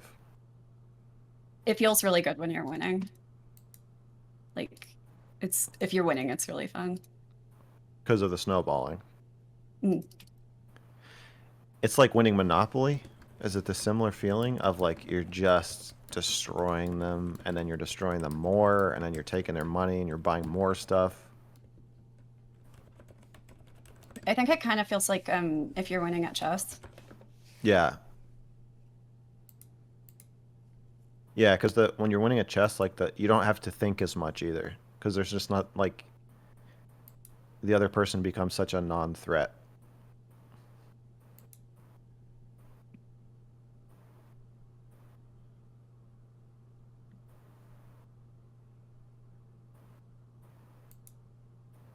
I don't know. And like the other thing is like if you lose, you want to play again, but then every game is like 40 minutes and then you lose again. And so then you just spend the whole day playing. What's the longest you've ever played League for in one sitting? Not that long because like I'm new to playing it, but probably like 5 hours. Like not that long. Like or 6 hours. Why would you start this? You know this is bad. He's gonna do an intervention on you next. Holy. Yeah. Okay, Steven is trying to hit diamond right now. I don't know what the fuck that means, but like this has been going on for I keep asking him to every play with day, him, and then hours. he just says no, like in caps lock, and says that he's trying to get to diamond. Yeah, that's what he does. And he's been saying like I think he said last week, I'm so close to diamond, I could get it today. And now it's been like a whole week and he's like done this for like 10, 12 hours a day. I know, like, I got IP banned in his chat because I said that, like, Destiny, you could have done better. Yeah, he gets real fucking mad when someone shits on his games. It's kind of funny because like almost every single like guy that I talk to plays League. You know, Cherry plays League. Cherry plays League. Cherry plays League. And you know what happened? She's sleeping right now. So there might be a correlation there. Yeah. So like the reason I got into it is because I was playing Pokemon Unite, which is like a baby version of League, and I got really good at it. Yeah, I've played that too. I thought like I might as well just see what League is like, and then it turned into this. So bad. Like I'm currently playing League. Like right now. You're playing League right now? Yeah, like right now. Wow. The problem. How's it going? How's your game going? Like really bad. Like really bad. Like I forgot that I was running Smite and I'm playing Yuumi, and so then I just went to the jungle and stole all of their camps. Which is like if you knew the game like that, I should just uninstall. I have no idea. I think I did try it one time. I thought it was really boring. I don't think I understood it. So, but I'm not a gamer. I've never really played games, so. Brown, savage, disgusting animal. How did you like start streaming on Twitch if you didn't play games? I watched Steven's political videos on YouTube, and then in one of his videos, he said that he had an Instagram. I reached out to him. Then we started talking. Then he went to New Zealand. We spent like 2 weeks together there. And then I flew over to LA. And then we started dating. And then a year later, I started streaming. Dope. Because of him. So that's how that went. So no games, just politics. That's what I liked. Yeah. Maybe that's like my self-harm is dating in League of Legends. Like, what because there's like times when he gets really mean. Steven is your self-harm. Yeah, what do you do like while he's playing League, or like does he ever play League when you want to like hang out with him? Yeah, sometimes, but I don't know. I'm pretty like either I stream or I like go outside and do things with people. So I'm pretty social. So I meet people, like hang out with people all the time. So it's fine.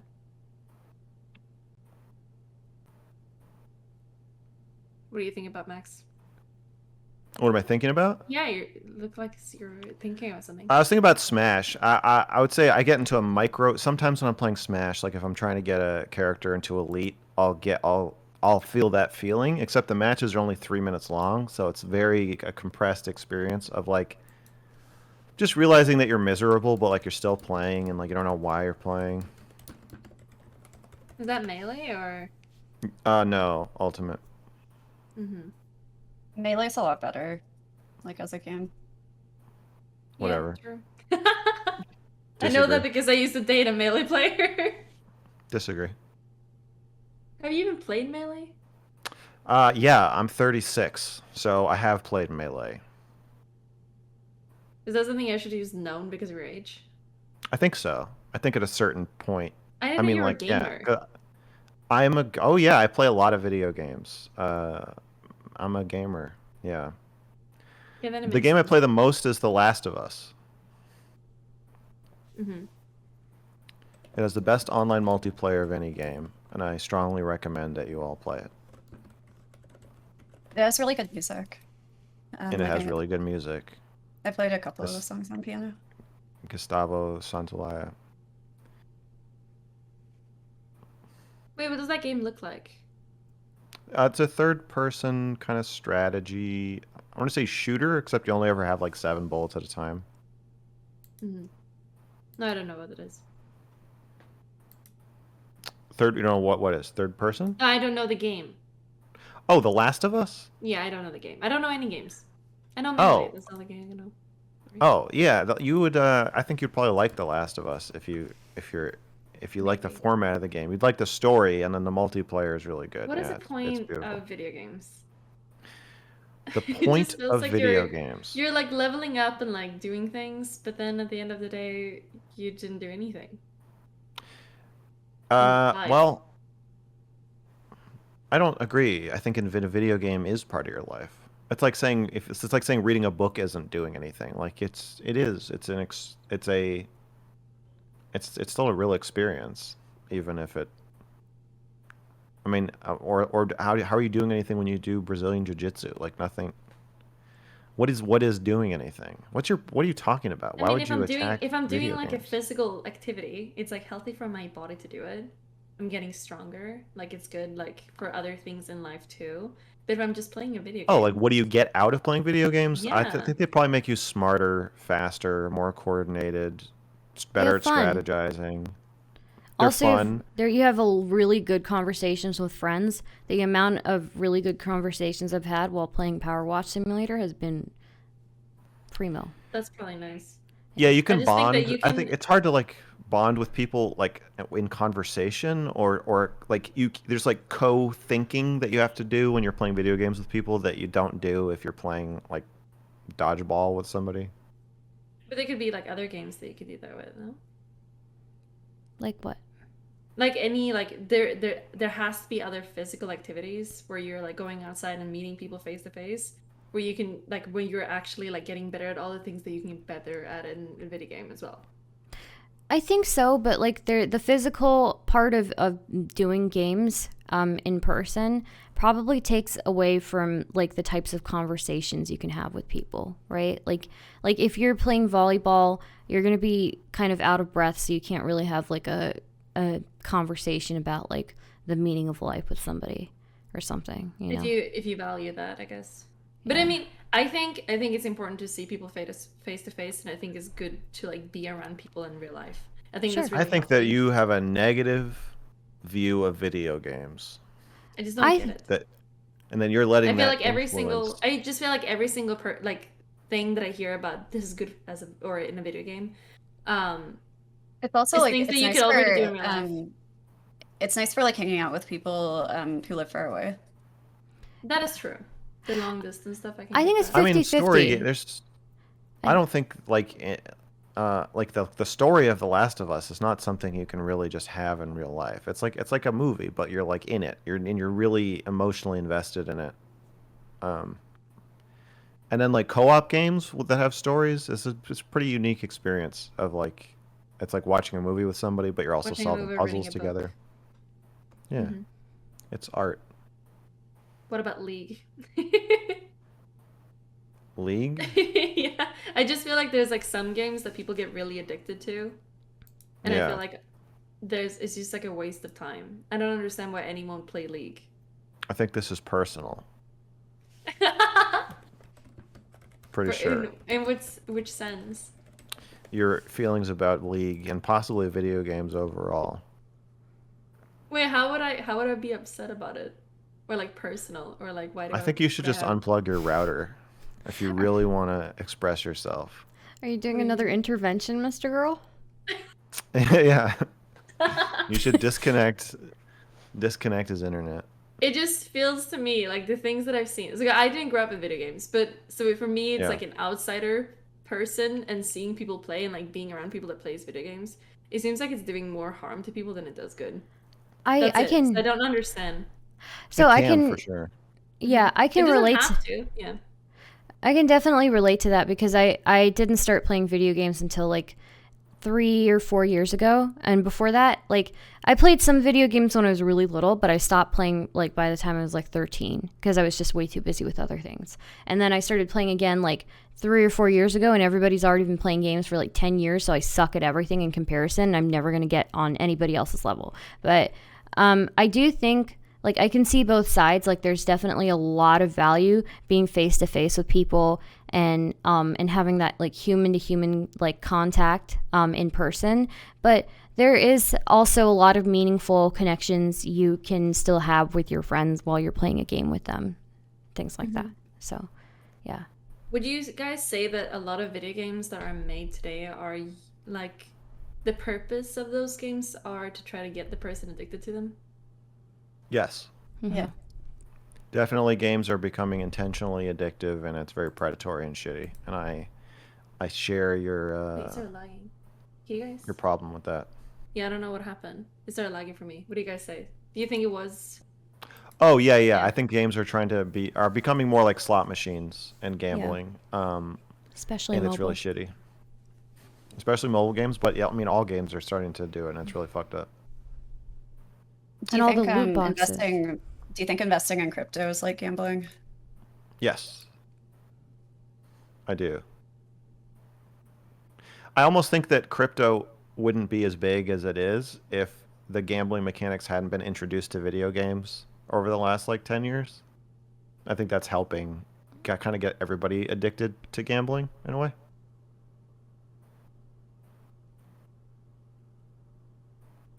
Seems to be a problem.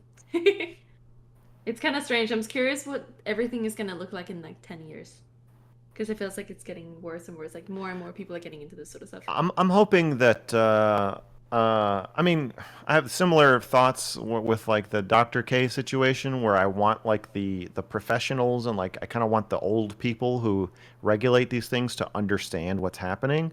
I feel the same way about video game addiction. I feel like the people in charge of regulating things don't really get what's happening yet, and I think it needs to be, they're starting to, but I think it needs to be like explained to them, or like younger people need to be like elected into office, and I think at that point then either it can be regulated or like the like different better decisions can be made or different culture can be set. But yeah, it's pretty fucked up. We sidetracked really hard from what we were talking about from the first place. Did you have any more questions about body image Yeah. or body positivity? I don't think so. Do any of you guys have any questions or topics you think that we missed?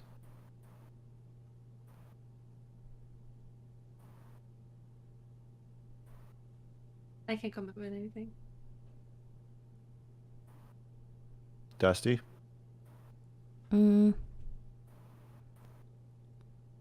You said that a lot of your chatters talk about your nipples. Did you want to talk about that? Sure. I've had that experience too, so maybe we can unite over that. We can bond.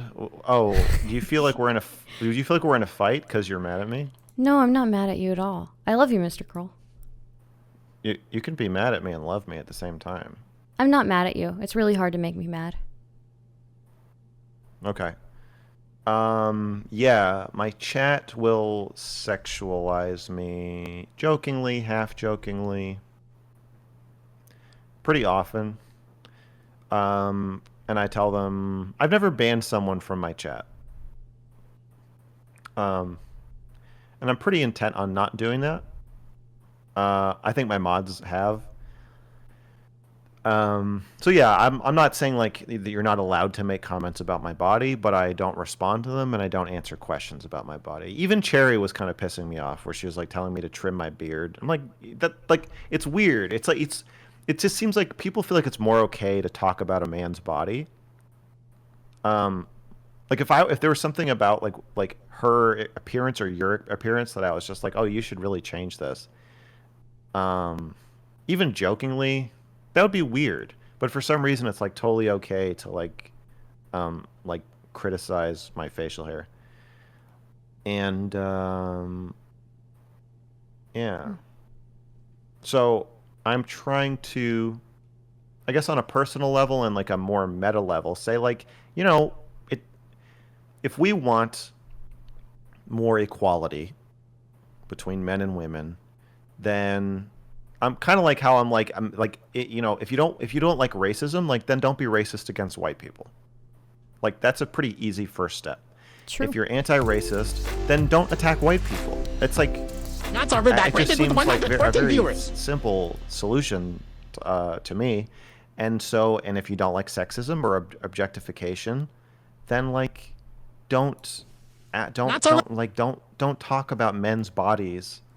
If you want men to be more vulnerable, more in touch with their bodies, more expressive, and understand boundaries better and understand sexual harassment better, then don't talk about men's bodies the way that you don't want men to talk about women's bodies.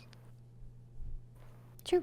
And then on a personal level, like, yeah, I've definitely found with objectification or exhibitionism or whatever, I can enjoy that in some degree. I have a weird tense relationship with it now, where like I kind of hate it more than I used to, for sure.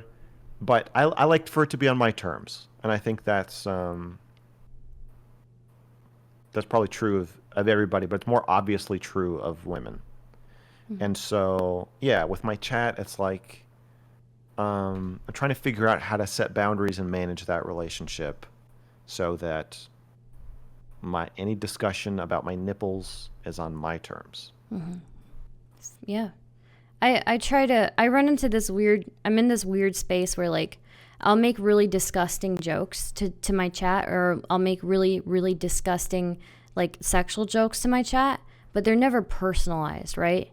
I feel like that there's like a huge difference between me saying something horribly disgusting to my chat that's not Yes. personal, and somebody like making an actual person asking personal questions of me.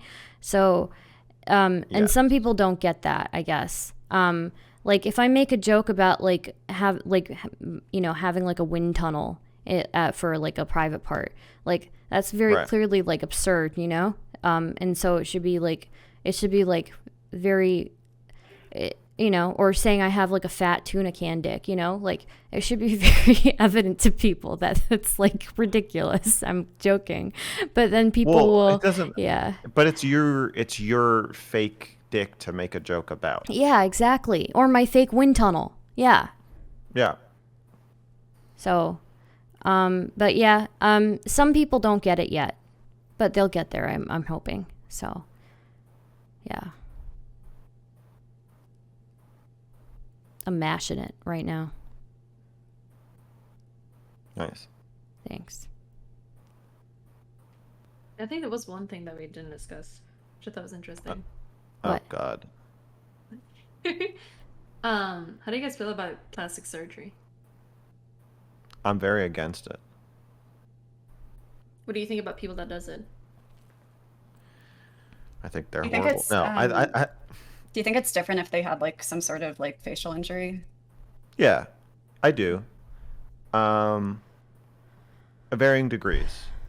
So I made a video called "Women Should Stop Wearing Makeup." I called this the aviation museum, and I was like, "Hey, can I sit in one of your fighter jets and film a video?" And they were like, "Sure." And I was like, "Wow, I didn't know you were gonna say that." And then I went and I sat in a big like fighter jet and filmed myself talking about how I think women shouldn't wear makeup.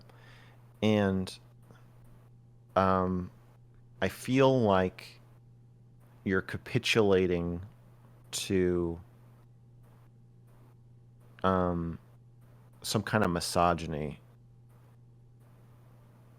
And or we all are when men do their version of makeup or whatever, to some degree. I feel like there's something self-destructive in it. And I feel like that more so of plastic surgery. So do you think it's always destructive when people get it? Because like I think sometimes it really does help with people's self-image. Yes. I mean, literally you're destroying some tissue and if you do plastic surgery in exchange for a better self-image. But if other people, like, I'm very much in favor of demanding that society change for me rather than me change for society. So if the problem is society doesn't appreciate me, or their standards are dishonestly high or wrong somehow, I'm much more in favor of being called ugly or challenging that view than I am of saying like, oh, okay, well then I'll make my like nose smaller, or I'll get lip fillers because you think I'm getting too old or whatever.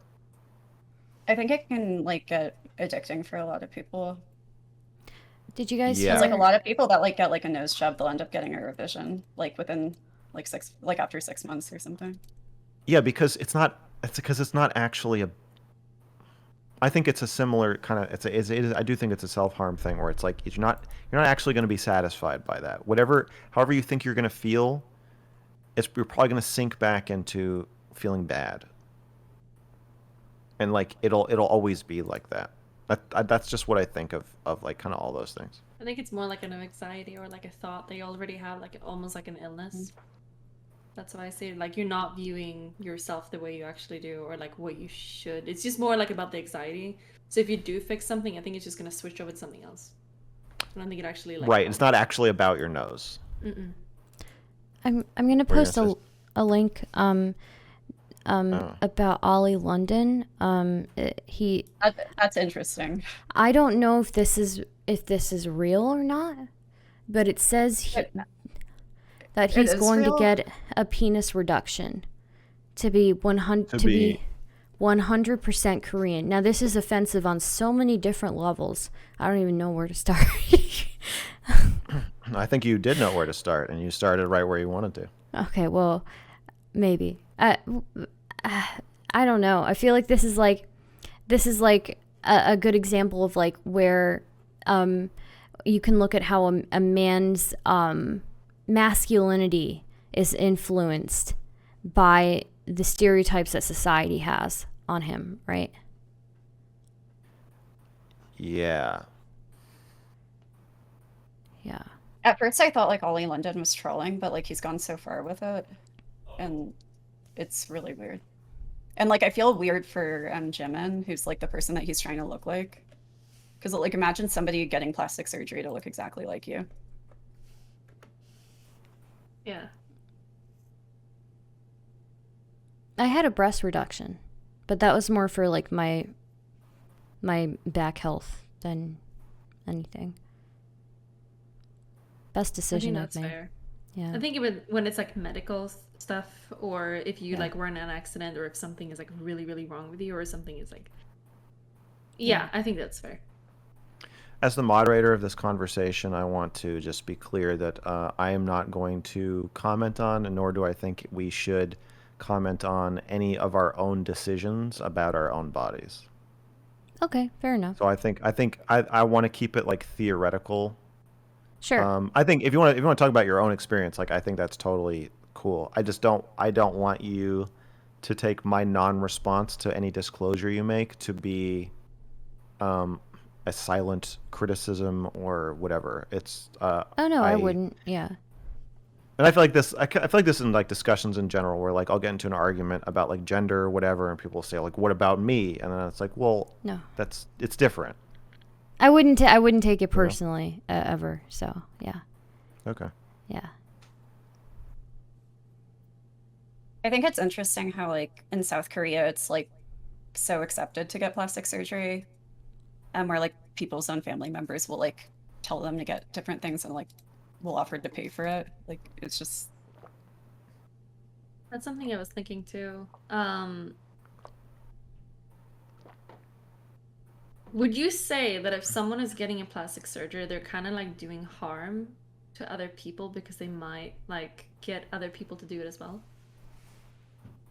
Do you think it like encourages like the more, because I saw a girl a while ago post on Twitter that she was really upset that everyone was getting boob jobs because she started getting comments about herself having small boobs, and like more and more and more because, well, you're supposed to have boobs as a woman, right? And she was like working with online stuff, but now like everyone is having huge boobs, so now she should. I think it does kind of change like the standard of beauty, so almost to the point where like people feel like they have to, like to fit it. Yeah. Yeah, I mean, definitionally, yeah, you're changing the standard artificially, which makes it so that more people will not meet it, naturally. Mm-hmm. Didn't that happen with one of the Jenners, right? Got like 12 plastic surgeries or something at once. That's got to be unhealthy. Or 8, something ridiculous. I know some plastic surgery procedures are really dangerous, like Brazilian butt lifts. I know like have a really high mortality rate compared to other plastic surgeries. And I think some people don't know that going into them. That sounds so scary. Fuck.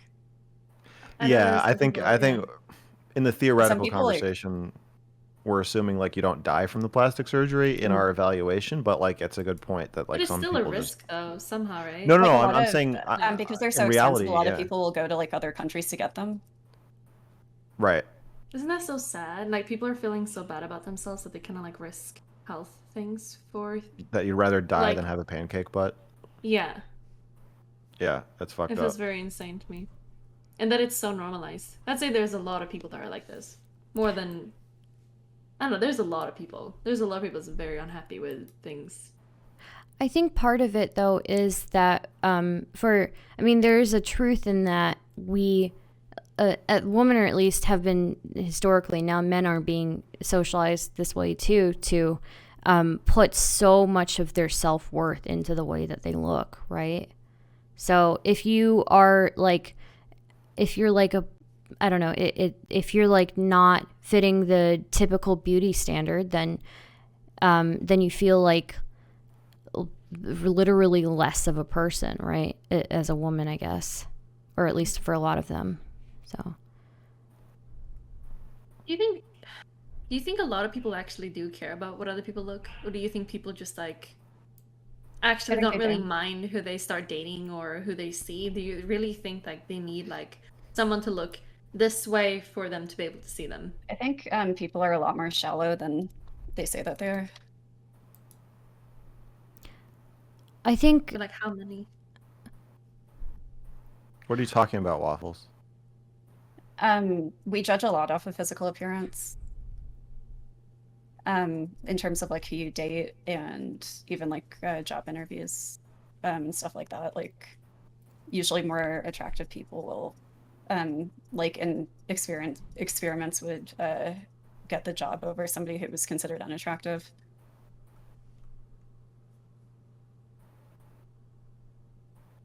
Yeah, I think that dating is like, usually for dating, like people will try to find somebody who's the same attractiveness level as theirs.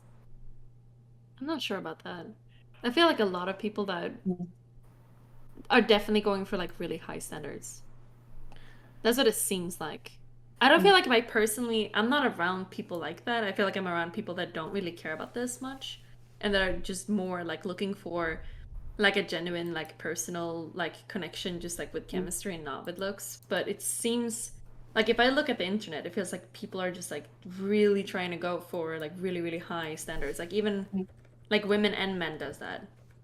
And if they can't like, if they don't find that, then they're not gonna like see anyone ever. Well, it's possible they also are also just saying that. But is that really a good look to say though? Why would you say that?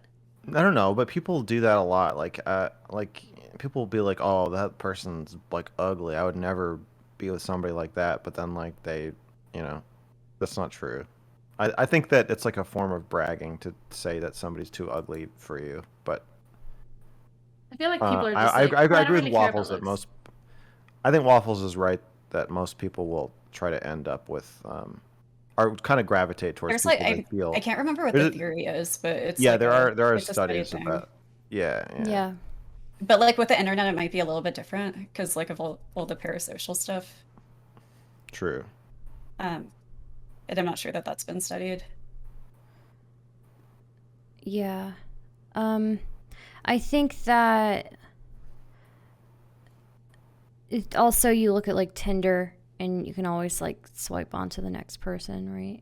So there's always like, I don't know, you can always swipe to the next person, and that's kind of like, also you've got this abundance of options on a platform like that. So I hate Tinder. I don't like Tinder.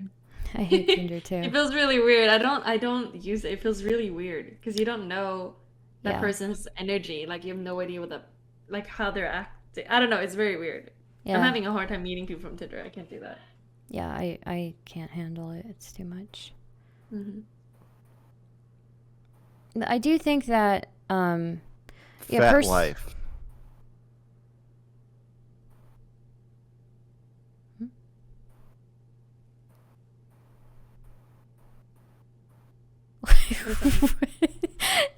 Yeah. What about it? Go on. Okay. Wait, what did you say? Wait. I don't understand. You know what I said. I didn't hear what you said. I don't think I heard You it said right. fat life. Oh, I said Fet Life. What is that? I don't know what that means. It's a website. I thought I said Fat Life. Fet Life. That is. It's I don't a know what fucking website. What is that website? You You guys never been on FetLife? No. It's the website where you go. FetLife.com. People in chat are saying they thought you said fat wife. Is that me? Because I'm the wife here. No. No. You're no. Fet. Okay, you guys never heard of FetLife? Waffles, No. back me up here, bro. Like, I've heard of it, but I don't know that much about it. Yeah, I've heard of well, it. let me Yeah. use okay. Oh, you can't advertise sites. Never mind. Oh yeah, don't go on stream. Oh, this is bannable. Okay, I forget I said anything. I wasn't trying to advertise it. Jesus Christ. But you're not advertising it. You're just explaining what it is. It's fine, right? When I don't talk know. about They're drugs, I don't try and to I am promote watching drugs. chat. They're telling me not to talk about this, so I won't say anything else about it. Jeez. You're just overreacting.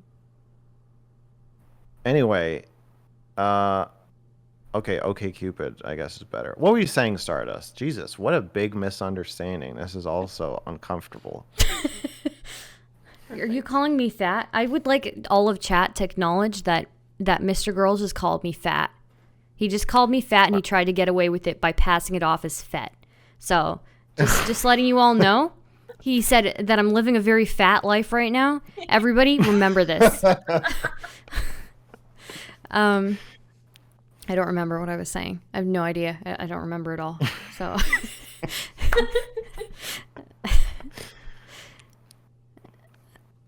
Do you want to take a moment? You're talking about Tinder, I believe. Yeah, just Tinder. You know, you've got this abundance of options, I think. And what? I don't know. This is just a great. I'm just glad that my first panel is going super well. Yeah, just. Is it your first? Yeah, it's my first time hosting a panel. Thanks for coming. Good job. Yeah, thanks. Thanks. Yeah. Thanks for the invite. On a body image sure. stream, he just invited me only to call me fat. Unbelievable. So, I mean. Okay, so Tinder. Go ahead. I said what I needed to say about Tinder. We said it all. Yeah. Okay. I do. Oh, you know what? I really do appreciate like a nice personality. And I think, Yeah? yeah, I do. I really do. But also, I haven't dated in a while. So like that could just be like me talking out of my ass. So I don't know. Yeah. Why haven't you dated in a while? Do you want to talk about this? Not really. I mean, you know, I just things happened and then I had to take a break and then other things happened and then, yeah. I understand. Yeah.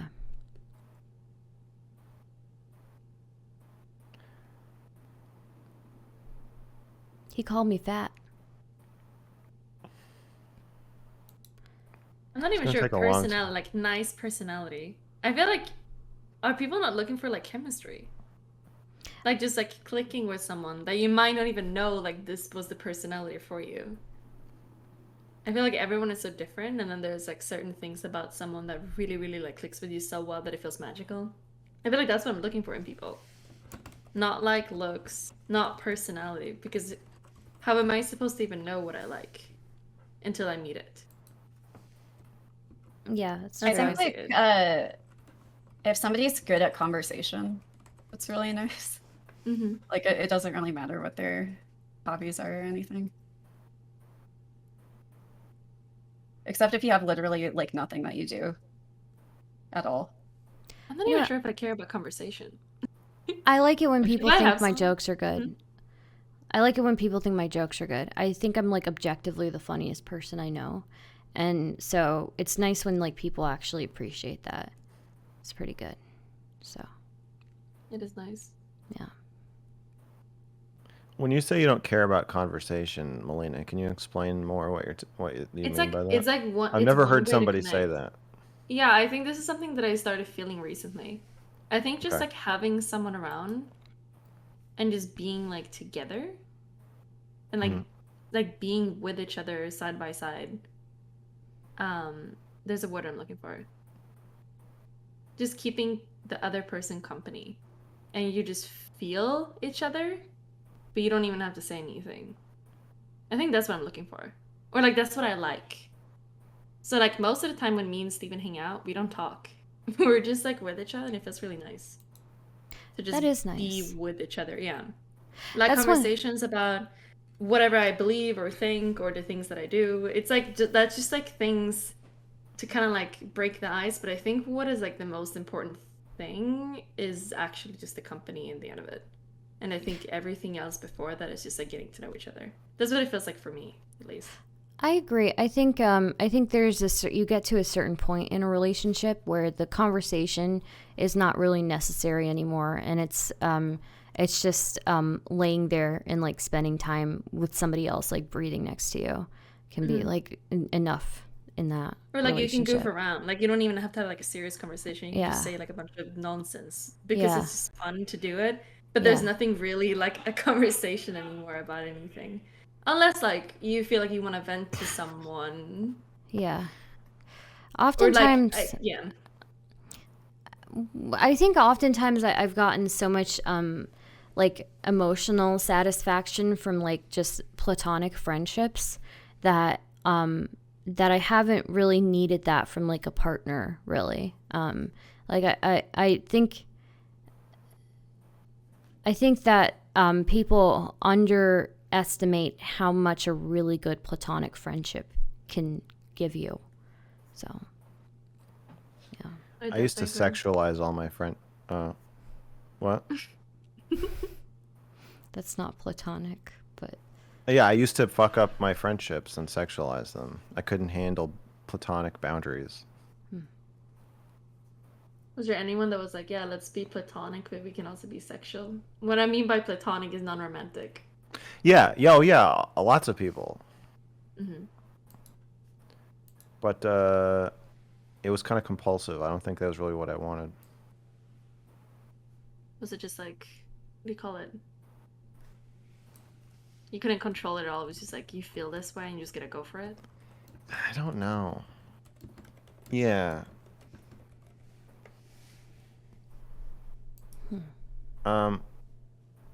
I had a therapist say something to me once that felt very valuable. He said, just because you want to do something doesn't mean you have to do it. And I think that never occurred to me. Like, it's okay to want to like fuck your friend, but you don't have to just because you feel like it.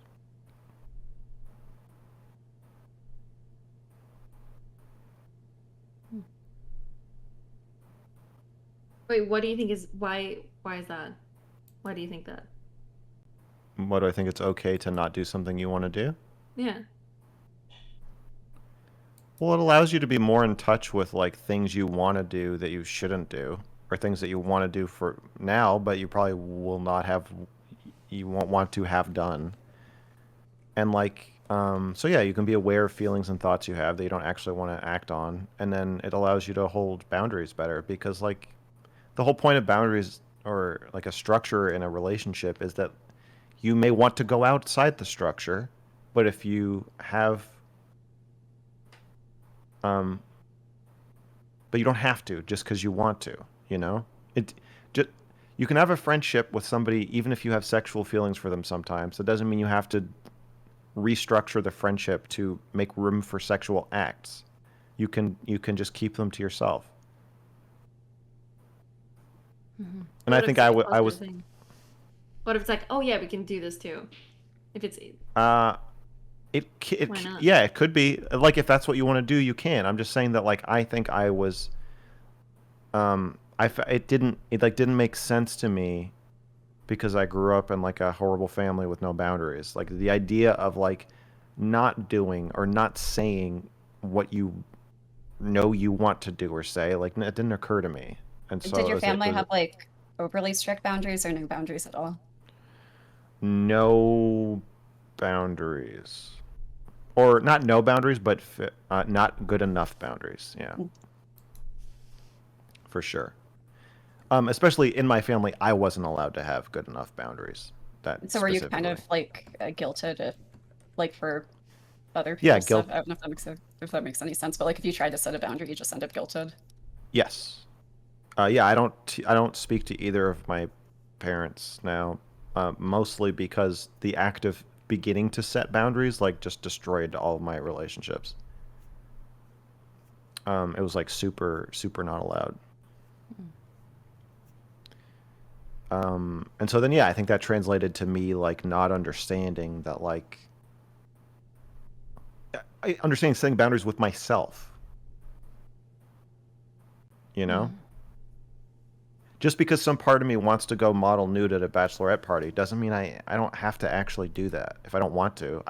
It's a way it's like a way to make decisions more kind of like holistically, to make sure I actually want to do the things I'm doing. And because if you don't do that, or if in my experience, then you end up kind of like sexualizing all of your friendships, and that can get kind of lonely for me, or it did.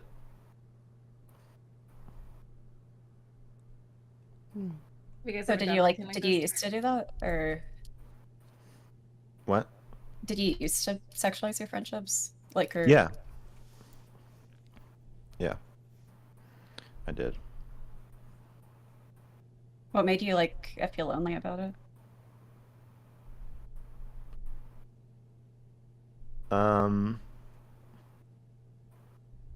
If you are gonna have a serious long-term monogamous relationship,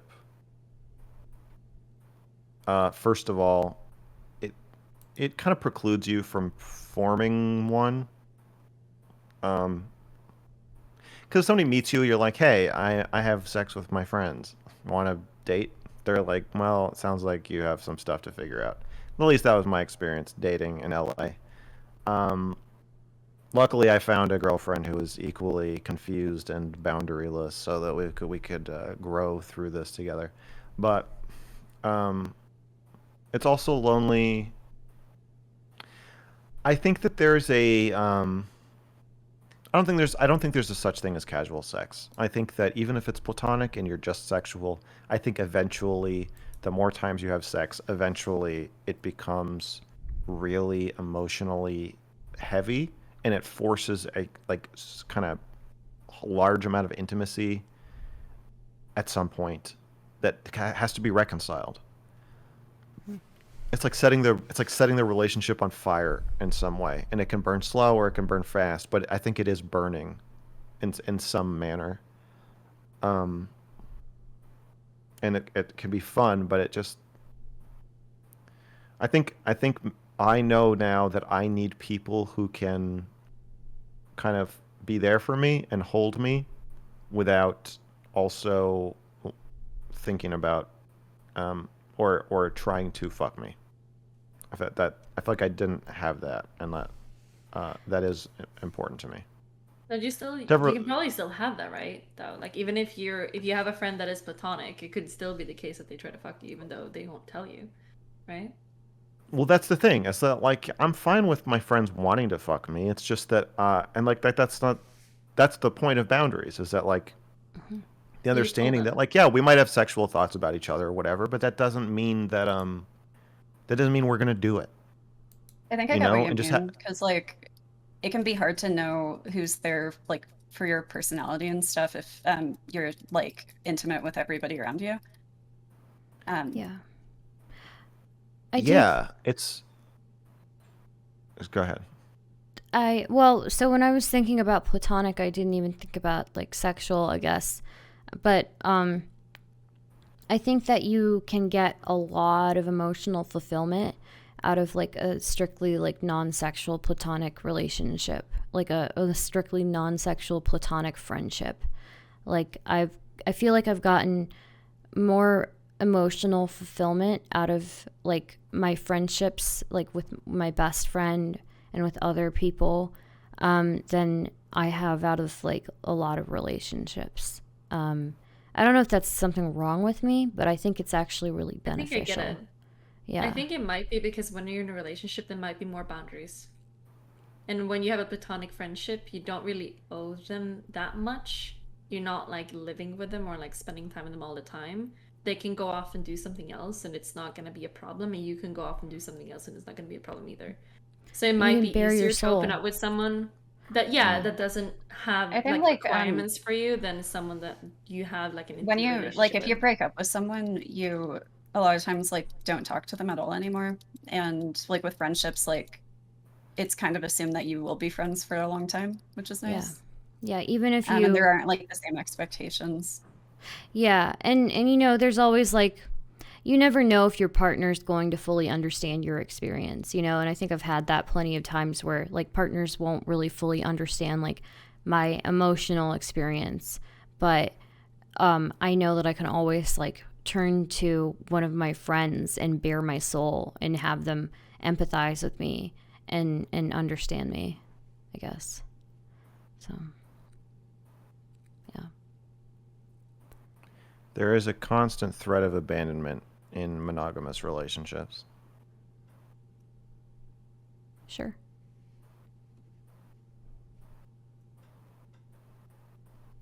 Everyone, all of them. I think so because it's like you're in the slot, like you're in the girlfriend slot or wife slot, and like with friendships, like friends can break up with each other and abandon each other, but it's it's less built into the relationship of like you're my one friend that I get to have. Am I sure that I want that my one friend to be you? That I feel like that question kind of hangs over romantic relationships. Or like if you're gonna have kids with the person, there's just a much higher bar of like vetting and decision making about continuing a romantic or especially a monogamous romantic relationship that isn't there with friends nearly as much. I think it should be more normalized that that the person that you might date is not gonna be the person that you will be with forever. I feel like there should be more. It should be more normalized thinking that maybe some people are good for you during a certain amount of time you grow with them, and then you grow out of love or you like grow apart, and then you might find a new person for 10 years, and then you do that like with a bunch of new people until you die. I feel like that should be more normalized than just like finding that one person. I feel like it should be more okay, or people should be more fine with that scenario. That it's like, yeah, like this time that we had was good, thank you, and like now we should move on. Or I feel like that should be more normalized. Sure. I think that also there's always like for people who are looking at like a longer term thing, you should at least every 10 years maybe like make sure, sit down and talk and make sure everything's working for both of you, right? And maybe normalize that your partner doesn't have to be like the person that you bare your soul to every single time, right? Because they're your partner in certain aspects, but like there are certain like emotional places where I think that they're probably not going to be able to go with you. And I think that that's totally okay for you to do that with like a platonic friend, and somebody who's more disconnected from the situation. And I don't know. I think I always thought there's nothing wrong with like also needing space from a partner, you know? I think I'd be one of those people who might like, I don't know, like separate areas in my place for like one for my partner, one for me, you know? So, yeah. Separate beds. I don't know about separate beds, but I don't know, separate places at least. It would be nice for me, so I don't have to have him scream in the background. Oh, separate places within Does a he mostly house, like scream or... when he's playing League? Yeah, he's playing League and then he screams. Also, when he debates someone, he screams too. So. You want a man cave, Stardust? Yeah.